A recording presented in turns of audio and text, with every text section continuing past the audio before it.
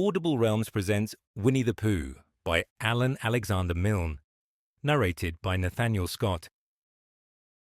Here is Edward Bear coming downstairs now, bump, bump, bump on the back of his head, behind Christopher Robin. It is, as far as he knows, the only way of coming downstairs. But sometimes he feels that there really is another way, if only he could stop bumping for a moment and think of it. And then he feels that perhaps there isn't. Anyhow, here he is at the bottom, and ready to be introduced to you, Winnie-the-Pooh. When I first heard his name, I said, just as you were going to say, but I thought he was a boy. So did I, said Christopher Robin. Then you can't call him Winnie? I don't. But you said, he's Winnie-the-Pooh. Don't you know what there means? Ah, yes, now I do, I said quickly, and I hope you do too, because it is all the explanation you are going to get. Sometimes Winnie-the-Pooh likes a game of some sort when he comes downstairs, and sometimes he likes to sit quietly in front of the fire and listen to a story. This evening. What about a story? Said Christopher Robin. What about a story? I said. Could you very sweetly tell Winnie-the-Pooh one? I suppose I could, I said. What sort of stories does he like? About himself, because he's that sort of bear. Oh, I see. So could you very sweetly? I'll try, I said. So I tried. Once upon a time, a very long time ago now, about last Friday, Winnie-the-Pooh lived in a forest all by himself under the name of Sanders. What does under the name mean? Asked Christopher Robin. It means he had the name over the door in gold letters and lived under it. Winnie-the-Pooh wasn't quite sure, said Christopher Robin. Now I am, said a growly voice. Then I will go on, said I. One day when he was out walking, he came to an open place in the middle of the forest, and in the middle of this place was a large oak tree, and from the top of the tree there came a loud buzzing noise. Winnie-the-Pooh sat down at the foot of the tree, put his head between his paws and began to think. First of all, he said to himself, that buzzing noise means something. You don't get a buzzing noise like that, just buzzing and buzzing, without its meaning something. If there's a buzzing noise, somebody's making a buzzing noise, and the only reason for making a buzzing noise that I know of is because you're a bee. Then he thought another long time, and said, and the only reason for being a bee that I know of is making honey. And then he got up and said, and the only reason for making honey is so as I can eat it. So he began to climb the tree. He climbed and he climbed and he climbed, and as he climbed he sang a little song to himself. It went like this. Isn't it funny how a bear likes honey? Buzz, buzz, buzz. I wonder why he does. Then he climbed a little further, and a little further, and then just a little further.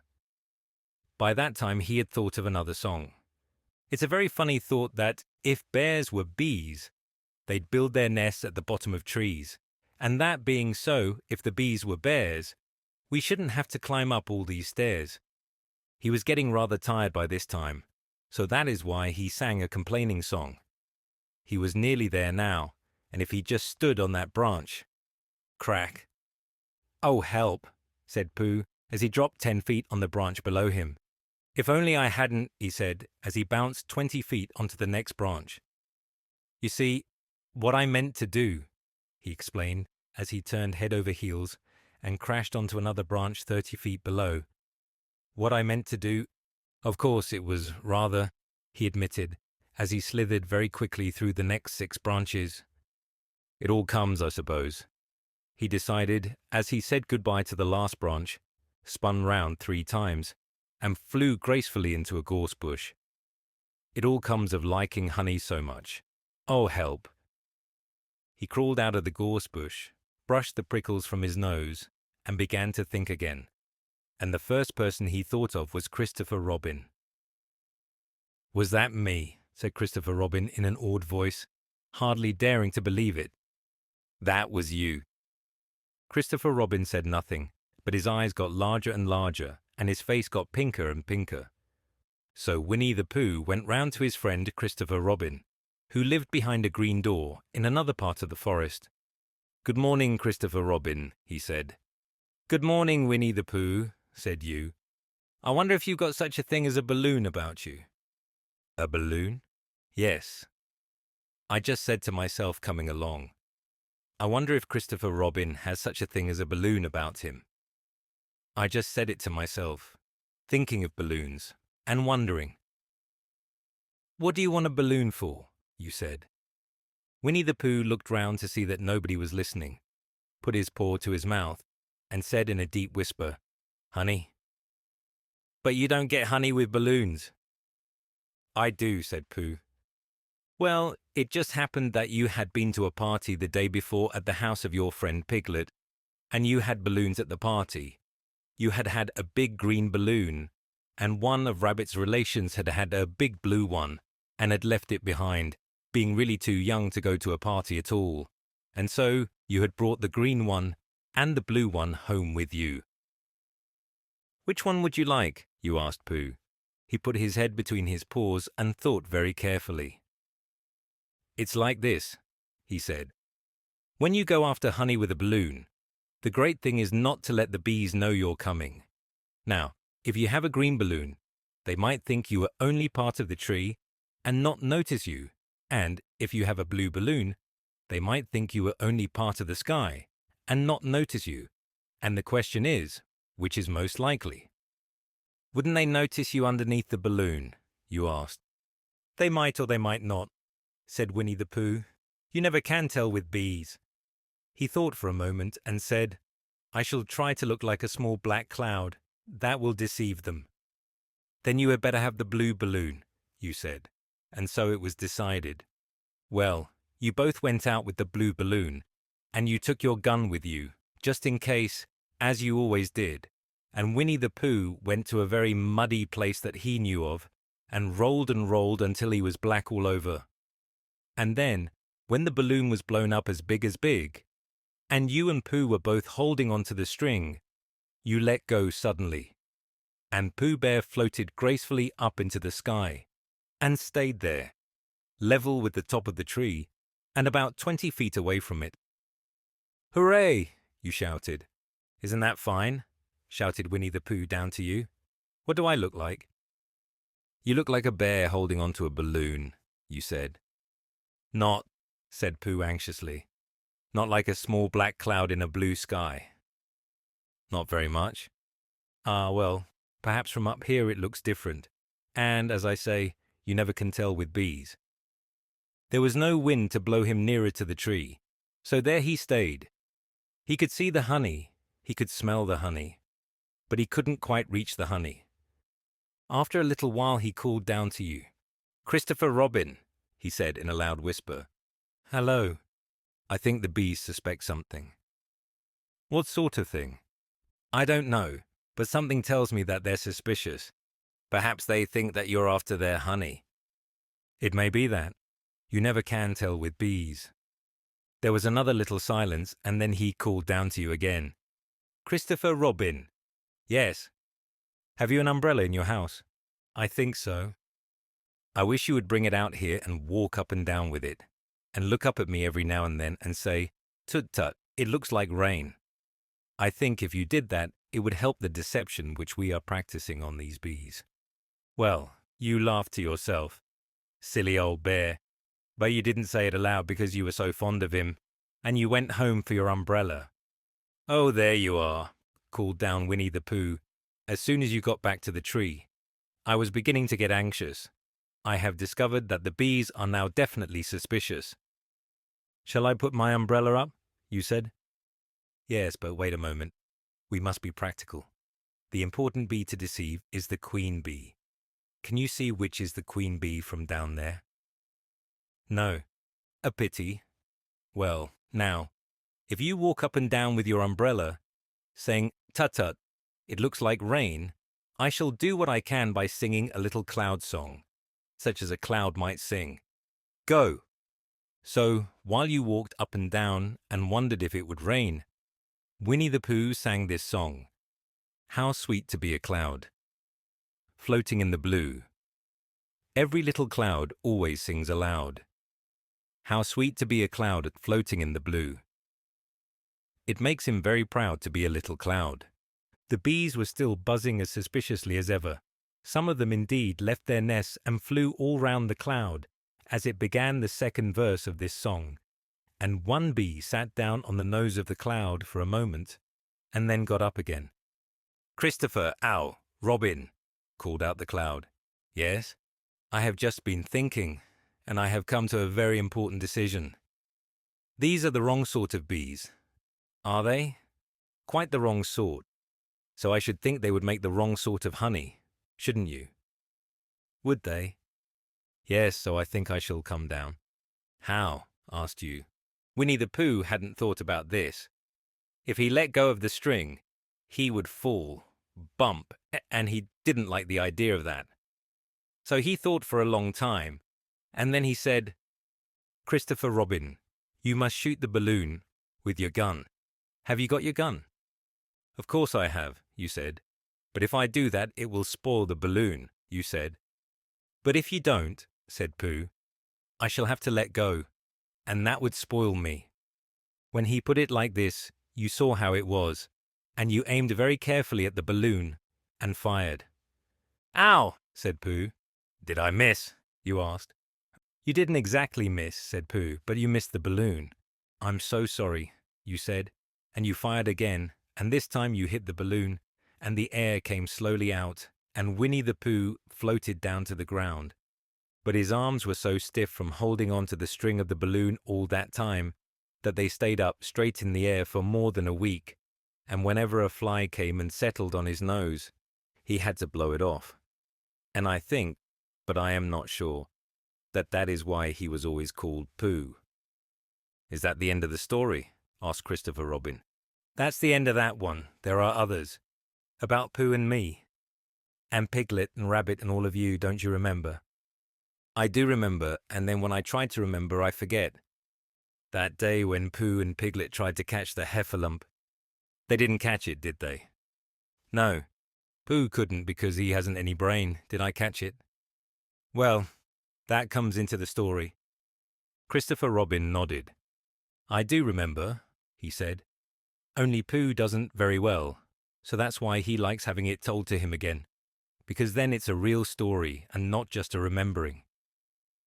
"That's just how I feel," I said.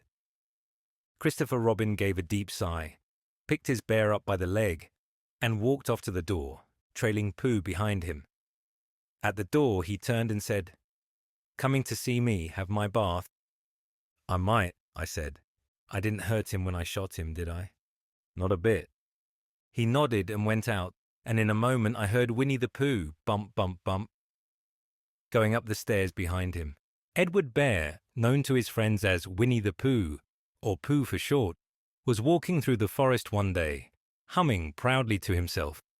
He had made up a little hum that very morning, as he was doing his stoutness exercises in front of the glass. Tra-la-la, tra-la-la, as he stretched up as high as he could go, and then tra-la-la, tra-la, oh help, la, as he tried to reach his toes. After breakfast he had said it over and over to himself until he had learnt it off by heart, and now he was humming it right through properly. It went like this: tra-la-la, tra-la-la, tra-la-la, tra-la-la, rum-tum, tiddle-um-tum.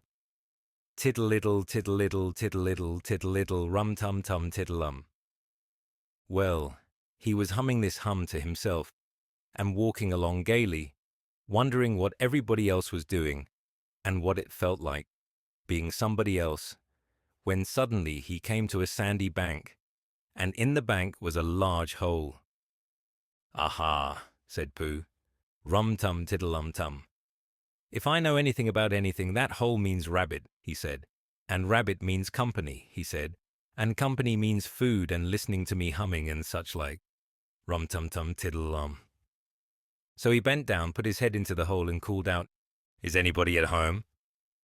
There was a sudden scuffling noise from inside the hole, and then silence. What I said was, "Is anybody at home?" called out Pooh very loudly. "No," said a voice, and then added, "You needn't shout so loud. I heard you quite well the first time." "Bother," said Pooh. "Isn't there anybody here at all?" Nobody. Winnie-the-Pooh took his head out of the hole, and thought for a little, and he thought to himself, there must be somebody there because somebody must have said nobody. So he put his head back in the hole and said, "Hello, Rabbit, isn't that you?" "No," said Rabbit, in a different sort of voice this time. "But isn't that Rabbit's voice?" "I don't think so," said Rabbit. "It isn't meant to be." "Oh," said Pooh. He took his head out of the hole and had another think, and then he put it back and said, "Well, could you very kindly tell me where Rabbit is?" "He has gone to see his friend Pooh Bear, who is a great friend of his." "But this is me," said Bear, very much surprised. "What sort of me?" "Pooh Bear." "Are you sure?" said Rabbit, still more surprised. Quite sure," said Pooh. "Oh, well then, come in." So Pooh pushed and pushed and pushed his way through the hole, and at last he got in. "You were quite right," said Rabbit, looking at him all over. "It is you. Glad to see you." "Who did you think it was?" "Well, I wasn't sure. You know how it is in the forest. One can't have anybody coming into one's house. One has to be careful. What about a mouthful of something?" Pooh always liked a little something at 11 o'clock in the morning, and he was very glad to see Rabbit getting out the plates and mugs. And when Rabbit said, "Honey or condensed milk with your bread?" he was so excited that he said, "Both," and then, so as not to seem greedy, he added, "But don't bother about the bread, please." And for a long time after that he said nothing, until at last, humming to himself in a rather sticky voice, he got up, shook Rabbit lovingly by the paw, and said that he must be going on. "Must you?" said Rabbit politely. "Well," said Pooh, "I could stay a little longer if you—" and he tried very hard to look in the direction of the larder. "As a matter of fact," said Rabbit, "I was going out myself directly." "Oh, well then, I'll be going on. Goodbye." "Well, goodbye if you're sure you won't have any more." "Is there any more?" asked Pooh quickly. Rabbit took the covers off the dishes and said, "No, there wasn't." "I thought not," said Pooh, nodding to himself. "Well, goodbye, I must be going on." So he started to climb out of the hole. He pulled with his front paws and pushed with his back paws, and in a little while his nose was out in the open again, and then his ears, and then his front paws, and then his shoulders, and then— "Oh, help!" said Pooh. "I'd better go back." "Oh, bother," said Pooh. "I shall have to go on." "I can't do either," said Pooh. "Oh, help and bother." Now by this time Rabbit wanted to go for a walk too, and finding the front door full, he went out by the back door and came round to Pooh and looked at him. "Hello, are you stuck?" he asked. No," said Pooh carelessly. "Just resting and thinking and humming to myself." "Here, give us a paw." Pooh Bear stretched out a paw, and Rabbit pulled and pulled and pulled. "Ow!" cried Pooh. "You're hurting." "The fact is," said Rabbit, "you're stuck." "It all comes," said Pooh crossly, "of not having front doors big enough." "It all comes," said Rabbit sternly, "of eating too much." "I thought at the time," said Rabbit, "only I didn't like to say anything," said Rabbit. "That one of us was eating too much," said Rabbit. "And I knew it wasn't me," he said. "Well, well, I shall go and fetch Christopher Robin." Christopher Robin lived at the other end of the forest, and when he came back with Rabbit and saw the front half of Pooh, he said, "Silly old bear," in such a loving voice that everybody felt quite hopeful again. "I was just beginning to think," said Bear, sniffing slightly, "that Rabbit might never be able to use his front door again, and I should hate that," he said. "So should I," said Rabbit. "Use his front door again?" said Christopher Robin. "Of course he'll use his front door again." "Good," said Rabbit. "If we can't pull you out, Pooh, we might push you back." Rabbit scratched his whiskers thoughtfully and pointed out that, when once Pooh was pushed back, he was back, and of course, nobody was more glad to see Pooh than he was. Still there it was. Some lived in trees, and some lived underground, and— "You mean I'd never get out?" said Pooh. "I mean," said Rabbit, "that having got so far it seems a pity to waste it." Christopher Robin nodded. "Then there's only one thing to be done," he said. "We shall have to wait for you to get thin again." "How long does getting thin take?" asked Pooh anxiously. "About a week, I should think." "But I can't stay here for a week." "You can stay here all right, silly old bear. It's getting you out which is so difficult." "We'll read to you," said Rabbit cheerfully. "And I hope it won't snow," he added. "And I say, old fellow, you're taking up a good deal of room in my house. Do you mind if I use your back legs as a towel horse? Because, there they are, doing nothing, and it would be very convenient just to hang the towels on them." "A week," said Pooh gloomily. "What about meals?" "I'm afraid no meals," said Christopher Robin, "because of getting thin quicker. But we will read to you." Bear began to sigh, and then found he couldn't, because he was so tightly stuck. And a tear rolled down his eye as he said, "Then would you read a sustaining book, such as would help and comfort a wedged bear in great tightness?" So for a week Christopher Robin read that sort of book at the north end of Pooh, and Rabbit hung his washing on the south end. And in between, Bear felt himself getting slenderer and slenderer. And at the end of the week, Christopher Robin said, "Now!" So he took hold of Pooh's front paws, and Rabbit took hold of Christopher Robin, and all Rabbit's friends and relations took hold of Rabbit, and they all pulled together. And for a long time Pooh only said "ow" and "oh." And then all of a sudden he said "pop," just as if a cork were coming out of a bottle. And Christopher Robin and Rabbit and all Rabbit's friends and relations went head over heels backwards. And on the top of them came Winnie-the-Pooh, free. So, with a nod of thanks to his friends, he went on with his walk through the forest, humming proudly to himself. But Christopher Robin looked after him lovingly and said to himself, "Silly old bear."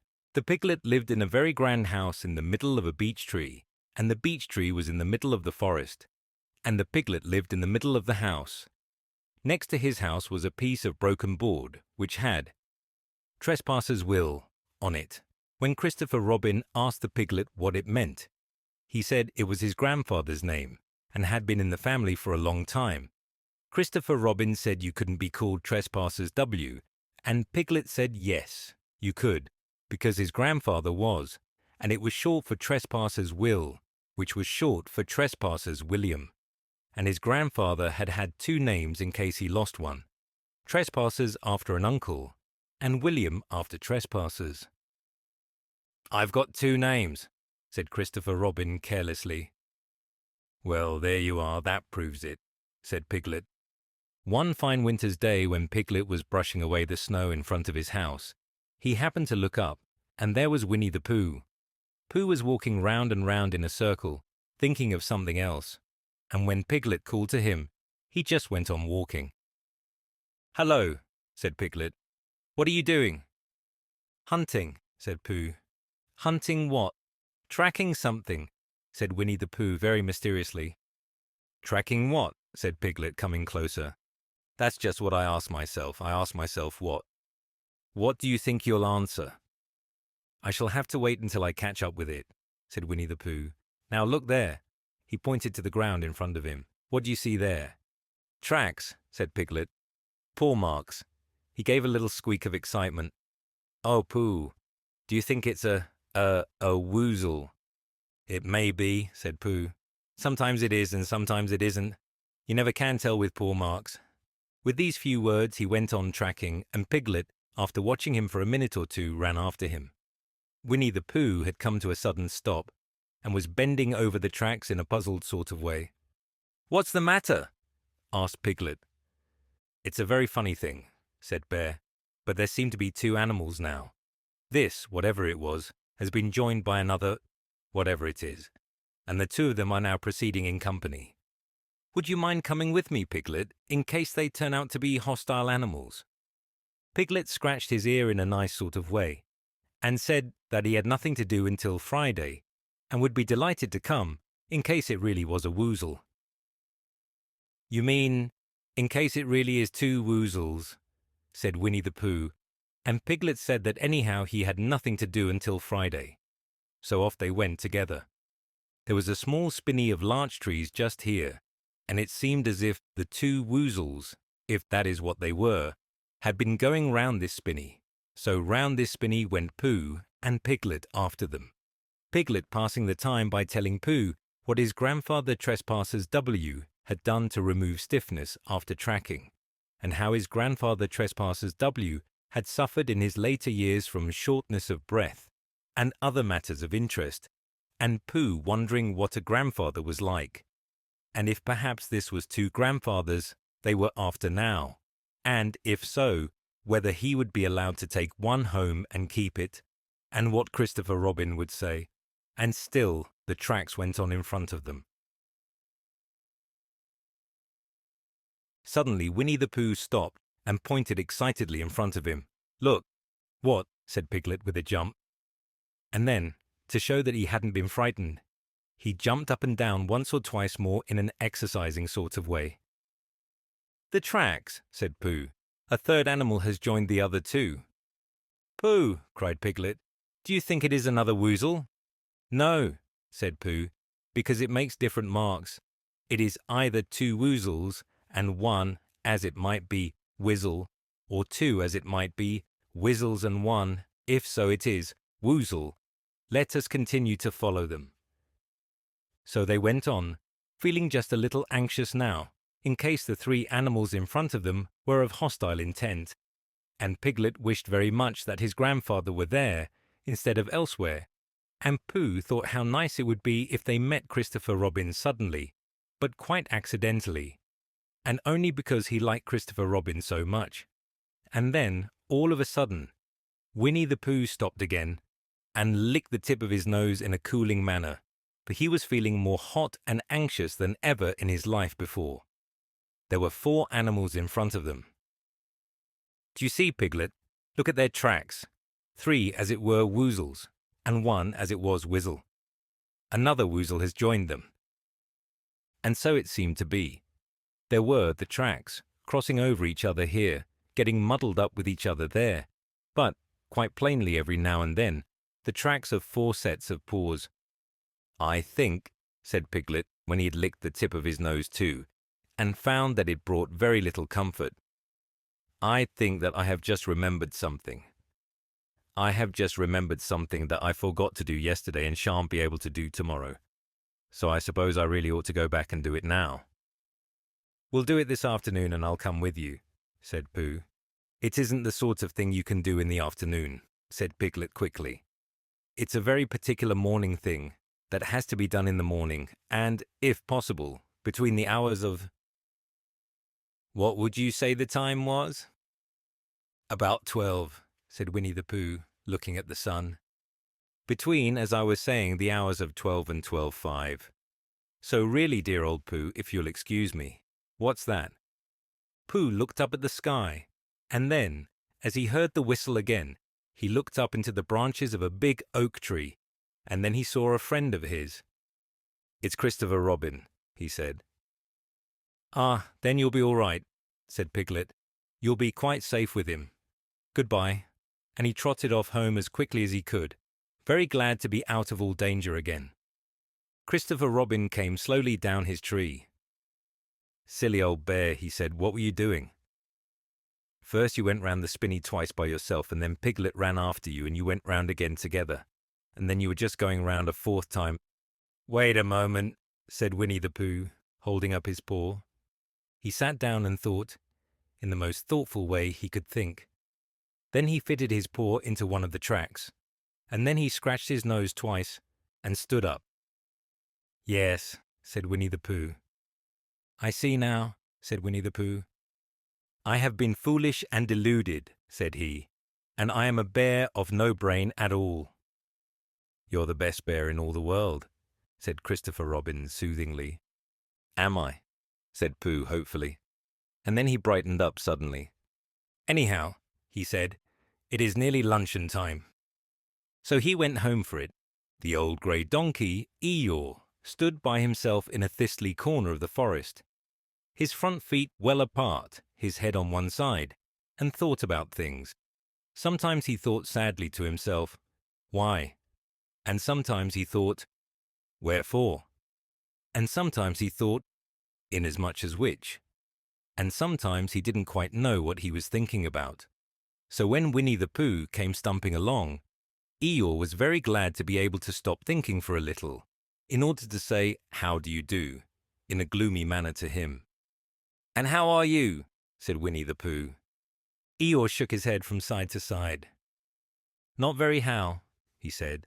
"I don't seem to have felt at all how for a long time." "Dear, dear," said Pooh. "I'm sorry about that. Let's have a look at you." So Eeyore stood there, gazing sadly at the ground, and Winnie-the-Pooh walked all around him once.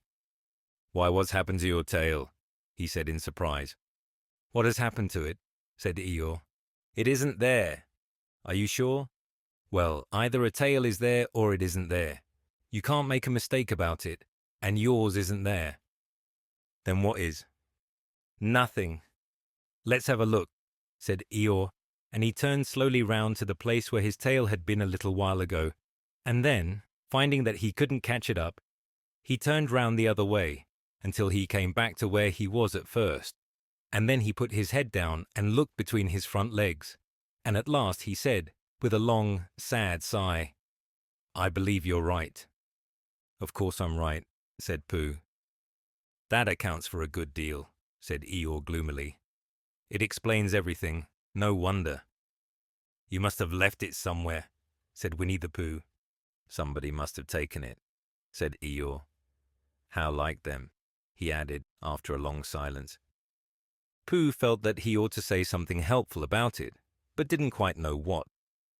So he decided to do something helpful instead. "Eeyore," he said solemnly, "I, Winnie-the-Pooh, will find your tail for you." "Thank you, Pooh," answered Eeyore. "You're a real friend," said he. "Not like some," he said. So Winnie-the-Pooh went off to find Eeyore's tail. It was a fine spring morning in the forest as he started out. Little soft clouds played happily in a blue sky, skipping from time to time in front of the sun, as if they had come to put it out, and then sliding away suddenly, so that the next might have his turn. Through them and between them, the sun shone bravely, and a copse which had worn its furs all the year round seemed old and dowdy now beside the new green lace, which the beeches had put on so prettily. Through copse and spinney marched Bear, down open slopes of gorse and heather, over rocky beds of streams, up steep banks of sandstone into the heather again, and so, at last, tired and hungry, to the 100-acre wood, for it was in the 100-acre wood that Owl lived. "And if anyone knows anything about anything," said Bear to himself, "it's Owl who knows something about something," he said. "Or my name's not Winnie-the-Pooh," he said. "Which it is," he added. So there you are. Owl lived at the Chestnuts, an old-world residence of great charm, which was grander than anybody else's, or seemed so to Bear, because it had both a knocker and a bell-pull. Underneath the knocker there was a notice which said, "Please ring if an answer is required." Underneath the bell-pull there was a notice which said, "Please knock if an RNSR is not record." These notices had been written by Christopher Robin, who was the only one in the forest who could spell, for Owl, wise though he was in many ways, able to read and write and spell his own name. Wool yet somehow went all to pieces over delicate words like measles and buttered toast. Winnie-the-Pooh read the two notices very carefully, first from left to right, and afterwards, in case he had missed some of it, from right to left. Then, to make quite sure, he knocked and pulled the knocker, and he pulled and knocked the bell rope, and he called out in a very loud voice, "Owl, I require an answer. It's Bear speaking."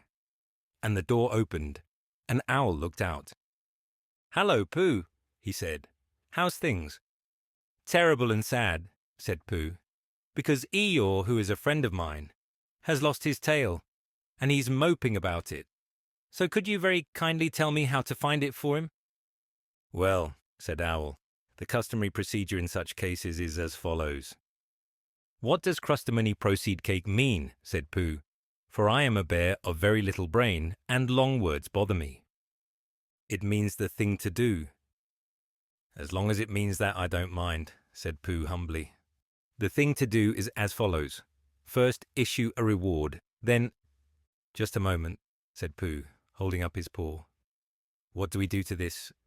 What you were saying. You sneezed just as you were going to tell me. I didn't sneeze.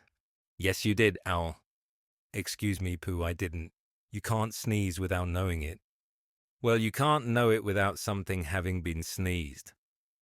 What I said was, first issue a reward. You're doing it again, said Pooh sadly. A reward, said Owl very loudly. We write a notice to say that we will give a large something to anybody who finds Eeyore's tail. I see, said Pooh, nodding his head. Talking about large somethings, he went on dreamily. I generally have a small something about now, about this time in the morning. And he looked wistfully at the cupboard in the corner of Owl's parlour. Just a mouthful of condensed milk or what not, with perhaps a lick of honey. Well then, said Owl, we write out this notice, and we put it up all over the forest. A lick of honey, murmured Bear to himself, or not, as the case may be. And he gave a deep sigh, and tried very hard to listen to what Owl was saying. But Owl went on and on, using longer and longer words, until at last he came back to where he started, and he explained that the person to write out this notice was Christopher Robin. It was he who wrote the ones on my front door for me. Did you see them, Pooh? For some time now Pooh had been saying yes and no in turn, with his eyes shut to all that Owl was saying, and having said yes, last time he said no, not at all, now, without really knowing what Owl was talking about. Didn't you see them? Said Owl, a little surprised. Come and look at them now. So they went outside, and Pooh looked at the knocker and the notice below it, and he looked at the bell rope and the notice below it, and the more he looked at the bell rope, the more he felt that he had seen something like it, somewhere else, sometime before. Handsome bell rope, isn't it? Said Owl. Pooh nodded. It reminds me of something, he said, but I can't think what. Where did you get it? I just came across it in the forest. It was hanging over a bush, and I thought at first somebody lived there. So I rang it, and nothing happened. And then I rang it again very loudly, and it came off in my hand. And as nobody seemed to want it, I took it home and— Owl, said Pooh solemnly, you made a mistake. Somebody did want it. Who? Eeyore, my dear friend Eeyore. He was fond of it. Fond of it? Attached to it, said Winnie-the-Pooh sadly. So with these words he unhooked it and carried it back to Eeyore. And when Christopher Robin had nailed it on in its right place again, Eeyore frisked about the forest, waving his tail so happily that Winnie-the-Pooh came over all funny and had to hurry home for a little snack of something to sustain him. And wiping his mouth half an hour afterwards, he sang to himself proudly. Who found the tail? I, said Pooh, at 1:45, only it was 11:15 really. I found the tail. One day, when Christopher Robin and Winnie-the-Pooh and Piglet were all talking together, Christopher Robin finished the mouthful he was eating and said carelessly, I saw a Heffalump today, Piglet. What was it doing? Asked Piglet. Just lumping along, said Christopher Robin. I don't think it saw me. I saw one once, said Piglet. At least, I think I did, he said. Only perhaps it wasn't. So did I, said Pooh, wondering what a Heffalump was like. You don't often see them, said Christopher Robin carelessly. Not now, said Piglet. Not at this time of year, said Pooh. Then they all talked about something else, until it was time for Pooh and Piglet to go home together. At first, as they stumped along the path which edged the 100 Acre Wood, they didn't say much to each other, but when they came to the stream and had helped each other across the stepping stones and were able to walk side by side again over the heather, they began to talk in a friendly way about this and that, and Piglet said, If you see what I mean, Pooh, and Pooh said, It's just what I think myself, Piglet, and Piglet said, But on the other hand, Pooh, we must remember, and Pooh said, Quite true, Piglet, although I had forgotten it, for the moment.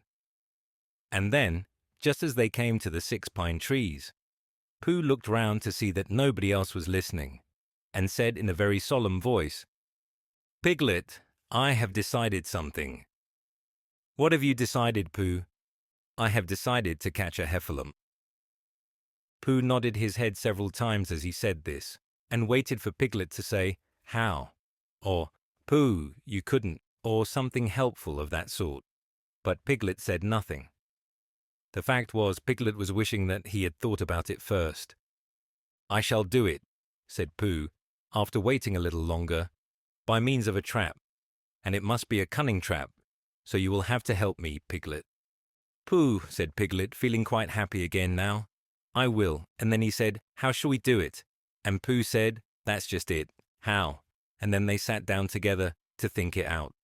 Pooh's first idea was that they should dig a very deep pit, and then the heffalump would come along and fall into the pit and— "Why?" said Piglet. "Why what?" said Pooh. "Why would he fall in?" Pooh rubbed his nose with his paw and said that the heffalump might be walking along, humming a little song, and looking up at the sky, wondering if it would rain, and so he wouldn't see the very deep pit until he was halfway down, when it would be too late. Piglet said that this was a very good trap, but supposing it were raining already? Pooh rubbed his nose again and said that he hadn't thought of that, and then he brightened up and said that if it were raining already, the heffalump would be looking at the sky, wondering if it would clear up, and so he wouldn't see the very deep pit until he was halfway down, when it would be too late. Piglet said that now that this point had been explained, he thought it was a cunning trap. Pooh was very proud when he heard this, and he felt that the heffalump was as good as caught already. But there was just one other thing which had to be thought about, and it was this: where should they dig the very deep pit? Piglet said that the best place would be somewhere where a heffalump was, just before he fell into it, only about a foot farther on. "But then he would see us digging it," said Pooh. "Not if he was looking at the sky." "He would suspect," said Pooh, "if he happened to look down." He thought for a long time and then added sadly, "It isn't as easy as I thought. I suppose that's why heffalumps hardly ever get caught." "That must be it," said Piglet. They sighed and got up, and when they had taken a few gorse prickles out of themselves, they sat down again. And all the time Pooh was saying to himself, "If only I could think of something." For he felt sure that a very clever brain could catch a heffalump, if only he knew the right way to go about it. "Suppose," he said to Piglet, "you wanted to catch me. How would you do it?" "Well," said Piglet, "I should do it like this. I should make a trap, and I should put a jar of honey in the trap, and you would smell it, and you would go in after it, and I would go in after it," said Pooh excitedly, "only very carefully so as not to hurt myself, and I would get to the jar of honey, and I should lick round the edges first of all, pretending that there wasn't any more, and then I should walk away and think about it a little, and then I should come back and start licking in the middle of the jar, and then— Yes, well, never mind about that. There you would be, and there I should catch you. Now the first thing to think of is, what do heffalumps like? I should think acorns, shouldn't you? We'll get a lot of— I say, wake up, Pooh." Pooh, who had gone into a happy dream, woke up with a start and said that honey was a much more trappy thing than haycorns. Piglet didn't think so, and they were just going to argue about it, when Piglet remembered that, if they put acorns in the trap, he would have to find the acorns, but if they put honey, then Pooh would have to give up some of his own honey. So he said, "All right, honey then," just as Pooh remembered it too, and was going to say, "All right, haycorns."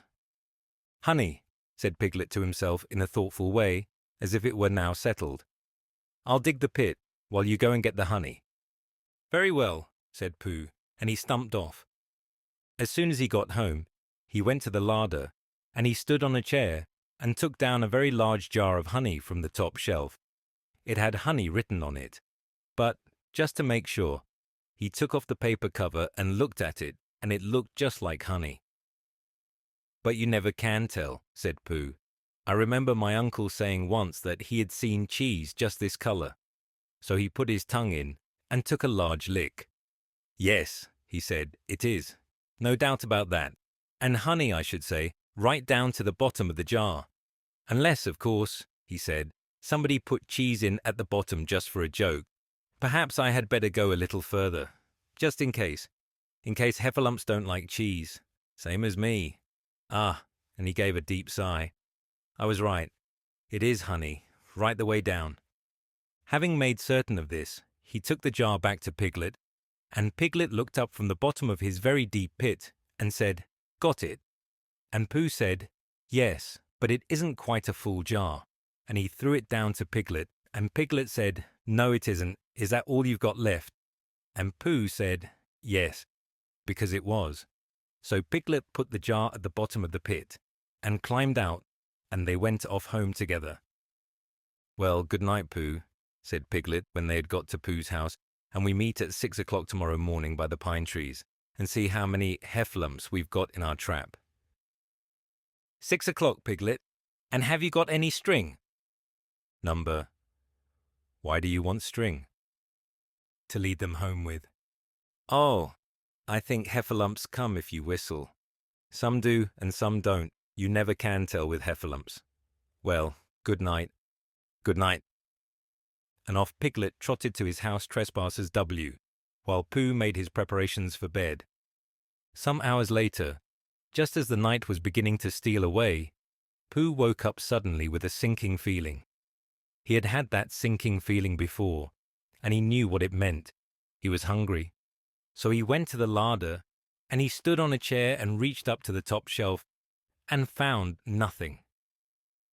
That's funny, he thought. I know I had a jar of honey there, a full jar, full of honey right up to the top, and it had honey written on it, so that I should know it was honey. That's very funny. And then he began to wander up and down, wondering where it was, and murmuring a murmur to himself, like this. It's very, very funny, 'cause I know I had some honey, 'cause it had a label on, saying honey. A galoptious full-up pot too, and I don't know where it's got to. No, I don't know where it's gone. Well, it's funny. He had murmured this to himself 3 times in a singing sort of way, when suddenly he remembered. He had put it into the cunning trap to catch the Heffalump. Bother, said Pooh. It all comes of trying to be kind to Heffalumps. And he got back into bed. But he couldn't sleep. The more he tried to sleep, the more he couldn't. He tried counting sheep, which is sometimes a good way of getting to sleep, and, as that was no good, he tried counting Heffalumps. And that was worse, because every Heffalump that he counted was making straight for a pot of Pooh's honey, and eating it all. For some minutes he lay there miserably, but when the 587th Heffalump was licking its jaws and saying to itself, "Very good honey this, I don't know when I've tasted better," Pooh could bear it no longer. He jumped out of bed, he ran out of the house, and he ran straight to the 6 pine trees. The sun was still in bed, but there was a lightness in the sky over the 100 Acre Wood, which seemed to show that it was waking up and would soon be kicking off the clothes. In the half-light, the pine trees looked cold and lonely, and the very deep pit seemed deeper than it was, and Pooh's jar of honey at the bottom was something mysterious, a shape and no more. But as he got nearer to it, his nose told him that it was indeed honey, and his tongue came out and began to polish up his mouth, ready for it. "Bother," said Pooh, as he got his nose inside the jar. "A Heffalump has been eating it." And then he thought a little and said, "Oh no, I did. I forgot." Indeed, he had eaten most of it, but there was a little left at the very bottom of the jar, and he pushed his head right in and began to lick. By and by, Piglet woke up. As soon as he woke, he said to himself, "Oh." Then he said bravely, "Yes," and then, still more bravely, "Quite so." But he didn't feel very brave, for the word which was really jiggetting about in his brain was Heffalumps. What was a Heffalump like? Was it fierce? Did it come when you whistled, and how did it come? Was it fond of pigs at all? If it was fond of pigs, Did it make any difference what sort of pig? Supposing it was fierce with pigs, would it make any difference if the pig had a grandfather called Trespassers William? He didn't know the answer to any of these questions, and he was going to see his first Heffalump in about an hour from now.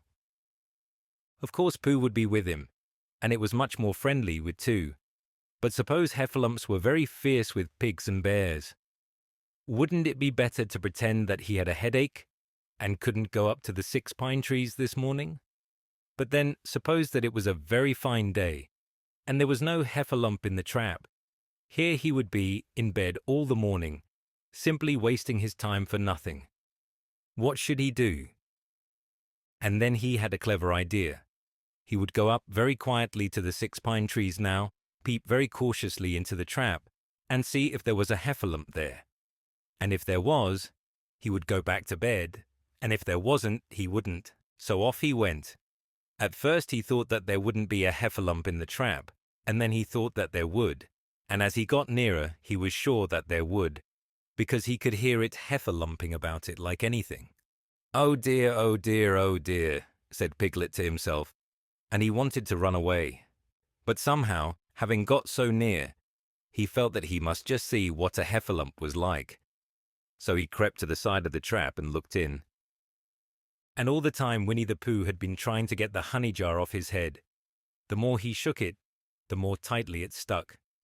"Bother," he said, inside the jar, and "oh, help," and mostly "ow," and he tried bumping it against things, but as he couldn't see what he was bumping it against, it didn't help him. And he tried to climb out of the trap, but as he could see nothing but jar, and not much of that, he couldn't find his way. So at last he lifted up his head, jar and all, and made a loud roaring noise of sadness and despair, and it was at that moment that Piglet looked down. "Help! Help!" cried Piglet. "A Heffalump! A horrible Heffalump!" And he scampered off as hard as he could, still crying out, "Help! Help! A horrible Heffalump! Hoff! Hoff! A hellable horrorlump! Hol! Hol! A hoffable hellerump!" And he didn't stop crying and scampering until he got to Christopher Robin's house. "Whatever's the matter, Piglet?" said Christopher Robin, who was just getting up. "Heff," said Piglet, breathing so hard that he could hardly speak. "A heff, a Heffalump." "Where?" "Up there," said Piglet, waving his paw. "What did it look like?" Like, it had the biggest head you ever saw, Christopher Robin. A great enormous thing like nothing. A huge big, well, like an enormous big nothing, like a jar." "Well," said Christopher Robin, putting on his shoes, "I shall go and look at it. Come on." Piglet wasn't afraid if he had Christopher Robin with him, so off they went. "I can hear it, can't you?" said Piglet anxiously, as they got near. "I can hear something," said Christopher Robin. It was Pooh bumping his head against a tree root he had found. "There," said Piglet. "Isn't it awful?" And he held on tight to Christopher Robin's hand. Suddenly Christopher Robin began to laugh, and he laughed, and he laughed, and he laughed. And while he was still laughing, crash went the Heffalump's head against the tree root, smash went the jar, and out came Pooh's head again. Then Piglet saw what a foolish Piglet he had been, and he was so ashamed of himself that he ran straight off home and went to bed with a headache. But Christopher Robin and Pooh went home to breakfast together. "Oh, Bear," said Christopher Robin, "how I do love you." "So do I," said Pooh. Eeyore, the old grey donkey, stood by the side of the stream and looked at himself in the water. "Pathetic," he said. "That's what it is. Pathetic." He turned and walked slowly down the stream for 20 yards, splashed across it, and walked slowly back on the other side. Then he looked at himself in the water again. "As I thought," he said. "No better from this side. But nobody minds. Nobody cares. Pathetic. That's what it is." There was a crackling noise in the bracken behind him, and out came Pooh. "Good morning, Eeyore," said Pooh. "Good morning, Pooh Bear," said Eeyore gloomily. "If it is a good morning," he said. "Which I doubt," said he. Why, what's the matter? Nothing, Pooh Bear, nothing. We can't all, and some of us don't. That's all there is to it. Can't all what? Said Pooh, rubbing his nose. Gaiety, song and dance, here we go round the mulberry bush. Oh, said Pooh. He thought for a long time and then asked, What mulberry bush is that? Bonhomie, went on Eeyore gloomily. French word meaning bonhomie, he explained. I'm not complaining, but there it is. Pooh sat down on a large stone and tried to think this out. It sounded to him like a riddle, and he was never much good at riddles, being a bear of very little brain. So he sang Cottleston Pie instead. Cottleston, Cottleston, Cottleston Pie. A fly can't bird, but a bird can fly. Ask me a riddle and I reply, Cottleston, Cottleston, Cottleston Pie. That was the first verse. When he had finished it, Eeyore didn't actually say that he didn't like it, so Pooh very kindly sang the second verse to him. Cottleston, Cottleston, Cottleston Pie. A fish can't whistle and neither can I. Ask me a riddle and I reply Cottleston, Cottleston, Cottleston Pie. Eeyore still said nothing at all, so Pooh hummed the third verse quietly to himself. Cottleston, Cottleston, Cottleston Pie. Why does a chicken? I don't know why. Ask me a riddle and I reply, Cottleston, Cottleston, Cottleston Pie. That's right, said Eeyore. Sing, umty tiddly, umty too. Here we go gathering nuts and may. Enjoy yourself. I am, said Pooh. Some can, said Eeyore. Why, what's the matter? Is anything the matter? You seem so sad, Eeyore. Sad? Why should I be sad? It's my birthday, the happiest day of the year. Your birthday? Said Pooh in great surprise. Of course it is, can't you see? Look at all the presents I have had. He waved a foot from side to side. Look at the birthday cake, candles and pink sugar. Pooh looked first to the right and then to the left. Presents? Said Pooh. Birthday cake? Said Pooh. Where? Can't you see them? No, said Pooh. Neither can I, said Eeyore. Joke, he explained. Ha ha. Pooh scratched his head, being a little puzzled by all this. But is it really your birthday? He asked. It is. Oh, well, many happy returns of the day, Eeyore. And many happy returns to you, Pooh Bear. But it isn't my birthday. No, it's mine. But you said many happy returns, Well, why not? You don't always want to be miserable on my birthday, do you? Oh, I see, said Pooh. It's bad enough, said Eeyore, almost breaking down. Being miserable myself, what with no presents and no cake and no candles, and no proper notice taken of me at all. But if everybody else is going to be miserable too. This was too much for Pooh. Stay there, he called to Eeyore, as he turned and hurried back home as quick as he could. For he felt that he must get poor Eeyore a present of some sort at once, and he could always think of a proper one afterwards. Outside his house he found Piglet, jumping up and down, trying to reach the knocker. Hello, Piglet, he said. Hello, Pooh, said Piglet. What are you trying to do? I was trying to reach the knocker, said Piglet. I just came round. Let me do it for you, said Pooh kindly. So he reached up and knocked at the door. I have just seen Eeyore, he began, and poor Eeyore is in a very sad condition, because it's his birthday, and nobody has taken any notice of it, and he's very gloomy. You know what Eeyore is, and there he was, and what a long time whoever lives here is answering this door. And he knocked again. But Pooh, said Piglet, it's your own house. Oh, said Pooh. So it is, he said. Well, let's go in. So in they went. The first thing Pooh did was to go to the cupboard to see if he had quite a small jar of honey left. And he had, so he took it down. I'm giving this to Eeyore, he explained, as a present. What are you going to give? Couldn't I give it too? Said Piglet. From both of us. No, said Pooh. That would not be a good plan. All right then. I'll give him a balloon. I've got one left from my party. I'll go and get it now, shall I? That, Piglet, is a very good idea. It is just what Eeyore wants to cheer him up. Nobody can be uncheered with a balloon. So off Piglet trotted, and in the other direction went Pooh with his jar of honey. It was a warm day, and he had a long way to go. He hadn't gone more than halfway when a sort of funny feeling began to creep all over him. It began at the tip of his nose and trickled all through him and out at the soles of his feet. It was just as if somebody inside him was saying, "Now then, Pooh, time for a little something." "Dear, dear," said Pooh, "I didn't know it was as late as that." So he sat down and took the top off his jar of honey. "Lucky I brought this with me," he thought.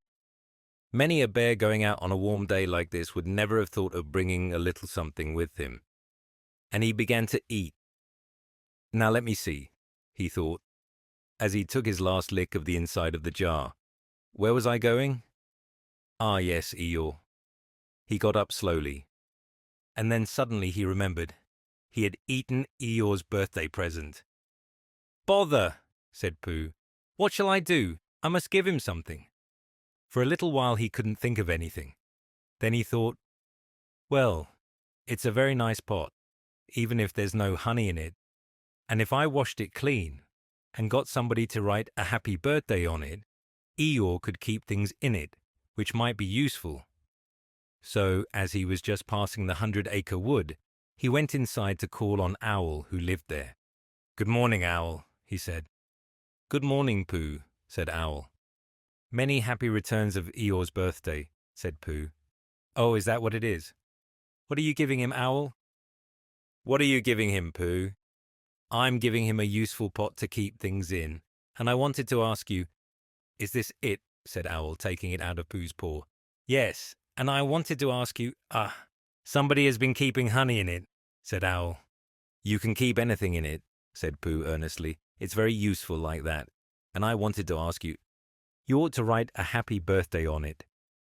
"That was what I wanted to ask you," said Pooh, "because my spelling is wobbly.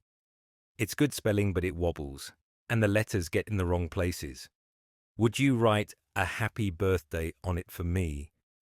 "It's a nice pot," said Owl, looking at it all round. "Couldn't I give it too, from both of us?" "No," said Pooh. "That would not be a good plan. Now I'll just wash it first, and then you can write on it." Well, he washed the pot out and dried it, while Owl licked the end of his pencil and wondered how to spell birthday. "Can you read, Pooh?" he asked a little anxiously. "There's a notice about knocking and ringing outside my door, which Christopher Robin wrote. Could you read it?" Christopher Robin told me what it said, and then I could. Well, I'll tell you what this says, and then you'll be able to. So Owl wrote, and this is what he wrote. "Hypey puppy, bathutha, bathuthi." Pooh looked on admiringly. "I'm just saying a happy birthday," said Owl carelessly. "It's a nice long one," said Pooh, very much impressed by it. "Well, actually, of course, I'm saying a very happy birthday with love from Pooh. Naturally, it takes a good deal of pencil to say a long thing like that." "Oh, I see," said Pooh. While all this was happening, Piglet had gone back to his own house to get Eeyore's balloon. He held it very tightly against himself so that it shouldn't blow away, and he ran as fast as he could so as to get to Eeyore before Pooh did, for he thought that he would like to be the first one to give a present, just as if he had thought of it without being told by anybody.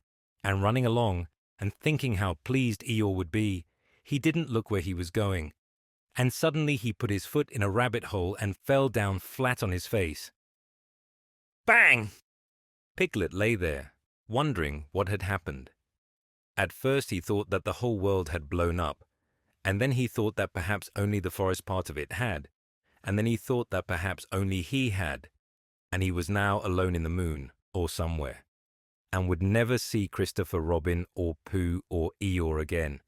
And then he thought, well, even if I'm in the moon, I needn't be face downwards all the time. So he got cautiously up and looked about him. He was still in the forest. Well, that's funny, he thought. I wonder what that bang was. I couldn't have made such a noise just falling down. And where's my balloon? And what's that small piece of damp rag doing? It was the balloon. "Oh dear," said Piglet. "Oh dearie, dearie, dear. Well, it's too late now. I can't go back, and I haven't another balloon, and perhaps Eeyore doesn't like balloons so very much." So he trotted on, rather sadly now, and down he came to the side of the stream where Eeyore was, and called out to him. "Good morning, Eeyore," shouted Piglet. "Good morning, little Piglet," said Eeyore. "If it is a good morning," he said. "Which I doubt," said he. "Not that it matters," he said. "Many happy returns of the day," said Piglet, having now got closer. Eeyore stopped looking at himself in the stream and turned to stare at Piglet. "Just say that again," he said. Wait a moment. Balancing on 3 legs, he began to bring his 4th leg very cautiously up to his ear. "I did this yesterday," he explained, as he fell down for the 3rd time. "It's quite easy. It's so as I can hear better. There, that's done it. Now then, what were you saying?" He pushed his ear forward with his hoof. "Many happy returns of the day," said Piglet again, meaning me. "Of course, Eeyore. My birthday." "Yes. Me having a real birthday?" "Yes, Eeyore, and I've brought you a present." Eeyore took down his right hoof from his right ear, turned round, and with great difficulty put up his left hoof. "I must have that in the other ear," he said. "Now then." "A present," said Piglet very loudly. "Meaning me again?" "Yes." "My birthday still?" "Of course, Eeyore." "Me going on having a real birthday?" "Yes, Eeyore, and I brought you a balloon." "Balloon?" said Eeyore. "You did say balloon. One of those big coloured things you blow up? Gaiety, song and dance, here we are and there we are?" "Yes, but I'm afraid I'm very sorry, Eeyore. But when I was running along to bring it you, I fell down." "Dear, dear, how unlucky. You ran too fast, I expect. You didn't hurt yourself, little Piglet." "No, but oh, Eeyore, I burst the balloon." There was a very long silence. "My balloon," said Eeyore at last. Piglet nodded. "My birthday balloon?" "Yes, Eeyore," said Piglet, sniffing a little. "Here it is, with many happy returns of the day." And he gave Eeyore the small piece of damp rag. "Is this it?" said Eeyore, a little surprised. Piglet nodded. "My present?" Piglet nodded again. "The balloon?" "Yes." "Thank you, Piglet," said Eeyore. "You don't mind my asking," he went on, "but what colour was this balloon when it was a balloon?" "Red. I just wondered." "Red," he murmured to himself, "my favourite colour. How big was it?" "About as big as me." "I just wondered." "About as big as Piglet," he said to himself sadly. "My favourite size. Well, well." Piglet felt very miserable, and didn't know what to say. He was still opening his mouth to begin something, and then deciding that it wasn't any good saying that, when he heard a shout from the other side of the river, and there was Pooh. "Many happy returns of the day," called out Pooh, forgetting that he had said it already. "Thank you, Pooh. I'm having them," said Eeyore gloomily. "I've brought you a little present," said Pooh excitedly. "I've had it," said Eeyore. Pooh had now splashed across the stream to Eeyore, and Piglet was sitting a little way off, his head in his paws, snuffling to himself. "It's a useful pot," said Pooh. "Here it is, and it's got a very happy birthday with love from Pooh written on it. That's what all that writing is, and it's for putting things in. There." When Eeyore saw the pot, he became quite excited. "Why," he said, "I believe my balloon will just go into that pot." "Oh no, Eeyore," said Pooh. "Balloons are much too big to go into pots. What you do with the balloon is, you hold the ballon." "Not mine," said Eeyore proudly. "Look, Piglet." And as Piglet looked sorrowfully round, Eeyore picked the balloon up with his teeth, and placed it carefully in the pot. Picked it out and put it on the ground, and then picked it up again, and put it carefully back. "So it does," said Pooh. "It goes in." "So it does," said Piglet, "and it comes out." "Doesn't it?" said Eeyore. "It goes in and out like anything." "I'm very glad," said Pooh happily, "that I thought of giving you a useful pot to put things in." I'm very glad, said Piglet happily, that I thought of giving you something to put in a useful pot. But Eeyore wasn't listening. He was taking the balloon out and putting it back again, as happy as could be. And didn't I give him anything? Asked Christopher Robin sadly. Of course you did, I said. You gave him, don't you remember, I gave him a box of paints to paint things with. That was it. Why didn't I give it to him in the morning? You were so busy getting his party ready for him.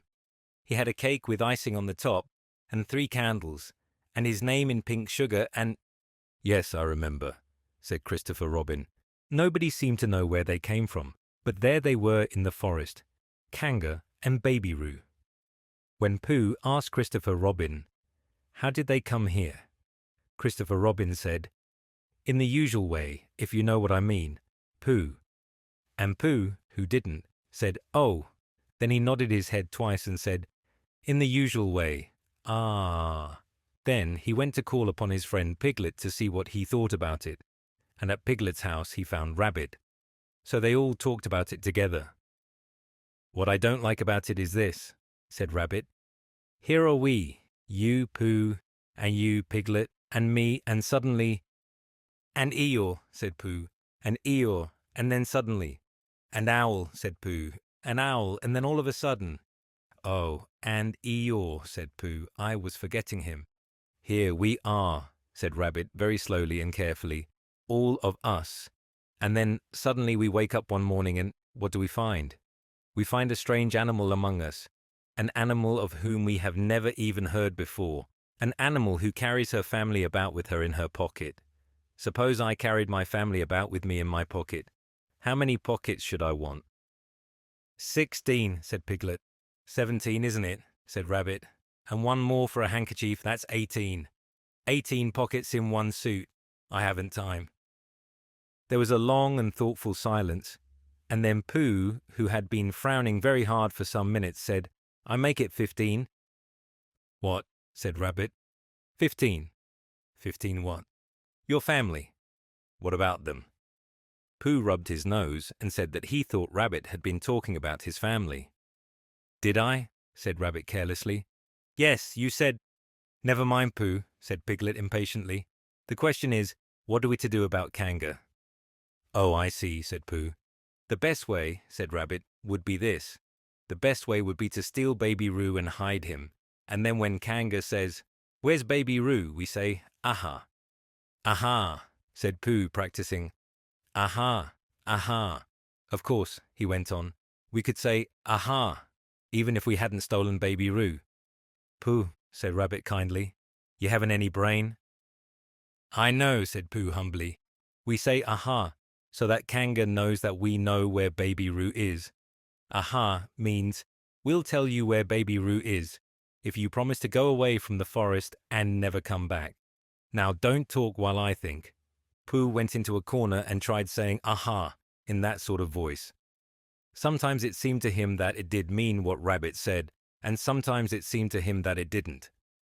I suppose it's just practice, he thought. I wonder if Kanga will have to practice too so as to understand it. There's just one thing, said Piglet, fidgeting a bit. I was talking to Christopher Robin, and he said that a Kanga was generally regarded as one of the fiercer animals. I am not frightened of fierce animals in the ordinary way, but it is well known that if one of the fiercer animals is deprived of its young, it becomes as fierce as 2 of the fiercer animals, in which case, aha, is perhaps a foolish thing to say. Piglet, said Rabbit, taking out a pencil and licking the end of it, you haven't any pluck. It is hard to be brave, said Piglet, sniffing slightly, when you're only a very small animal. Rabbit, who had begun to write very busily, looked up and said, It is because you are a very small animal that you will be useful in the adventure before us. Piglet was so excited at the idea of being useful that he forgot to be frightened any more, and when Rabbit went on to say that Kangas were only fierce during the winter months, being at other times of an affectionate disposition, he could hardly sit still. He was so eager to begin being useful at once. What about me? Said Pooh sadly. I suppose I shan't be useful, Never mind, Pooh, said Piglet comfortingly. Another time, perhaps. Without Pooh, said Rabbit solemnly as he sharpened his pencil, the adventure would be impossible. Oh, said Piglet, and tried not to look disappointed. But Pooh went into a corner of the room and said proudly to himself, Impossible without me, that sort of bear. Now listen, all of you, said Rabbit when he had finished writing, and Pooh and Piglet sat listening very eagerly with their mouths open. This was what Rabbit read out. Plan to capture Baby Roo, general remarks. Kanga runs faster than any of us, even me. More general remarks. Kanga never takes her eye off Baby Roo, except when he's safely buttoned up in her pocket. Therefore, if we are to capture Baby Roo, we must get a long start, because Kanga runs faster than any of us, even me. C1. A thought. If Roo had jumped out of Kanga's pocket and Piglet had jumped in, Kanga wouldn't know the difference, because Piglet is a very small animal, like Roo, but Kanga would have to be looking the other way first, so as not to see Piglet jumping in. C2. Another thought. But if Pooh was talking to her very excitedly, she might look the other way for a moment, and then I could run away with Roo, quickly, and Kanga wouldn't discover the difference until afterwards. Well, Rabbit read this out proudly, and for a little while after he had read it nobody said anything, and then Piglet, who had been opening and shutting his mouth without making any noise, managed to say very huskily, and afterwards. How do you mean? When Kanga does discover the difference. Then we all say, aha. All three of us. Yes. Oh. Why, what's the trouble, Piglet? Nothing, said Piglet, as long as we all three say it. As long as we all three say it, said Piglet. I don't mind, he said. But I shouldn't care to say, aha, by myself. It wouldn't sound nearly so well. By the way, he said, you are quite sure about what you said about the winter months? The winter months? Yes, only being fierce in the winter months. Oh, yes, that's all right. Well, Pooh, you see what you have to do? No, said Pooh Bear. Not yet, he said. What do I do? Well, you just have to talk very hard to Kanga so as she doesn't notice anything. Oh, what about? Anything you like. You mean like telling her a little bit of poetry or something? That's it, said Rabbit. Splendid. Now come along. So they all went out to look for Kanga. Kanga and Roo were spending a quiet afternoon in a sandy part of the forest. Baby Roo was practicing very small jumps in the sand, and falling down mouse holes and climbing out of them. And Kanga was fidgeting about and saying, just one more jump, dear, and then we must go home. And at that moment, who should come stumping up the hill but Pooh. Good afternoon, Kanga. Good afternoon, Pooh. Look at me jumping, squeaked Roo, and fell into another mouse hole. Hello, Roo, my little fellow. We were just going home, said Kanga. Good afternoon, Rabbit. Good afternoon, Piglet. Rabbit and Piglet, who had now come up from the other side of the hill, said good afternoon, and hello, Roo, and Roo asked them to look at him jumping, so they stayed and looked. And Kanga looked too. Oh, Kanga, said Pooh, after Rabbit had winked at him twice. I don't know if you're interested in poetry at all. Hardly at all, said Kanga. Oh, said Pooh. Roo, dear, just one more jump and then we must go home. There was a short silence while Roo fell down another mouse hole. Go on, said Rabbit in a loud whisper behind his paw. Talking of poetry, said Pooh, I made up a little piece as I was coming along. It went like this. Now let me see. Fancy, said Kanga. Now, Roo, dear, you'll like this piece of poetry, said Rabbit. You'll love it, said Piglet. You must listen very carefully, said Rabbit. So as not to miss any of it, said Piglet. Oh, yes, said Kanga, but she still looked at Baby Roo. How did it go, Pooh? Said Rabbit. Pooh gave a little cough and began. Lines written by a bear of very little brain. On Monday, when the sun is hot, I wondered to myself a lot. Now is it true, or is it not, that what is which and which is what? On Tuesday, when it hails and snows, the feeling on me grows and grows that hardly anybody knows. If those are these or these are those. On Wednesday, when the sky is blue and I have nothing else to do, I sometimes wonder if it's true, that who is what and what is who. On Thursday, when it starts to freeze and hoarfrost twinkles on the trees, how very readily one sees that these are whose, but whose are these? On Friday. Yes, it is, isn't it? Said Kanga, not waiting to hear what happened on Friday. Just one more jump, Roo dear, and then we really must be going. Rabbit gave Pooh a hurrying up sort of nudge. Talking of poetry, said Pooh quickly, have you ever noticed that tree right over there? Where? Said Kanga. Now Roo. Right over there, said Pooh, pointing behind Kanga's back. No, said Kanga. Now jump in, Roo dear, and we'll go home. You ought to look at that tree right over there, said Rabbit. Shall I lift you in, Roo? And he picked up Roo in his paws. I can see a bird in it from here, said Pooh. Or is it a fish? You ought to see that bird from here, said Rabbit. Unless it's a fish. It isn't a fish, it's a bird, said Piglet. So it is, said Rabbit. Is it a starling or a blackbird? Said Pooh. That's the whole question, said Rabbit. Is it a blackbird or a starling? And then, at last, Kanga did turn her head to look, and the moment that her head was turned, Rabbit said in a loud voice, In you go, Roo! And in jumped Piglet into Kanga's pocket, and off scampered Rabbit, with Roo in his paws, as fast as he could. Why, where's Rabbit? Said Kanga, turning round again. Are you all right, Roo dear? Piglet made a squeaky Roo noise from the bottom of Kanga's pocket. Rabbit had to go away, said Pooh. I think he thought of something he had to go and see about suddenly. And Piglet? I think Piglet thought of something at the same time. Suddenly. Well, we must be getting home, said Kanga. Goodbye, Pooh. And in 3 large jumps she was gone. Pooh looked after her as she went. I wish I could jump like that, he thought. Some can and some can't. That's how it is. But there were moments when Piglet wished that Kanga couldn't. Often, when he had had a long walk home through the forest, he had wished that he were a bird, but now he thought jerkily to himself at the bottom of Kanga's pocket, If this is flying, I shall never really take. If this is flying, I shall never really take too. If this is flying, I shall never really take to it. And as he went up in the air, he said, Ooh, and as he came down, he said, Ow, and he was saying, Oh, all the way to Kanga's house. Of course, as soon as Kanga unbuttoned her pocket, she saw what had happened. Just for a moment she thought she was frightened, and then she knew she wasn't, for she felt quite sure that Christopher Robin would never let any harm happen to Roo.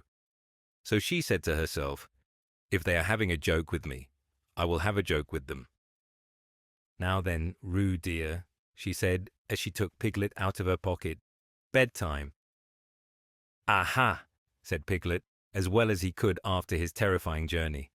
But it wasn't a very good aha, and Kanga didn't seem to understand what it meant. Bath first, said Kanga in a cheerful voice.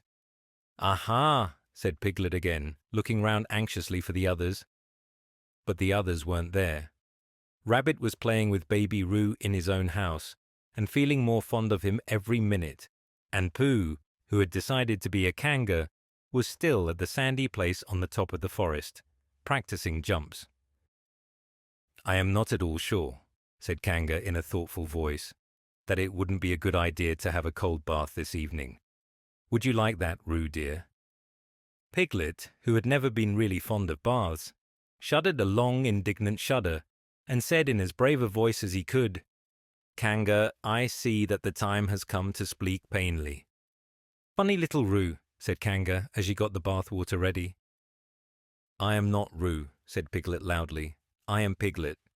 Yes, dear, yes, said Kanga soothingly, and imitating Piglet's voice too.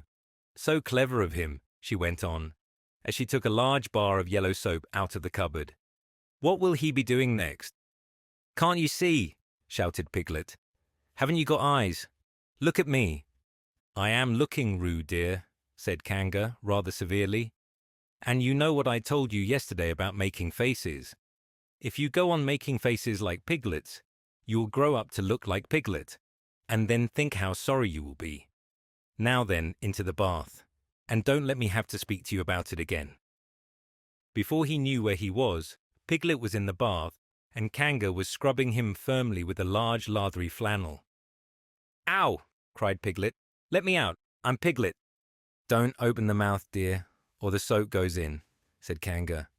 "There, what did I tell you?" You did it on purpose," spluttered Piglet as soon as he could speak again, and then accidentally had another mouthful of lathery flannel.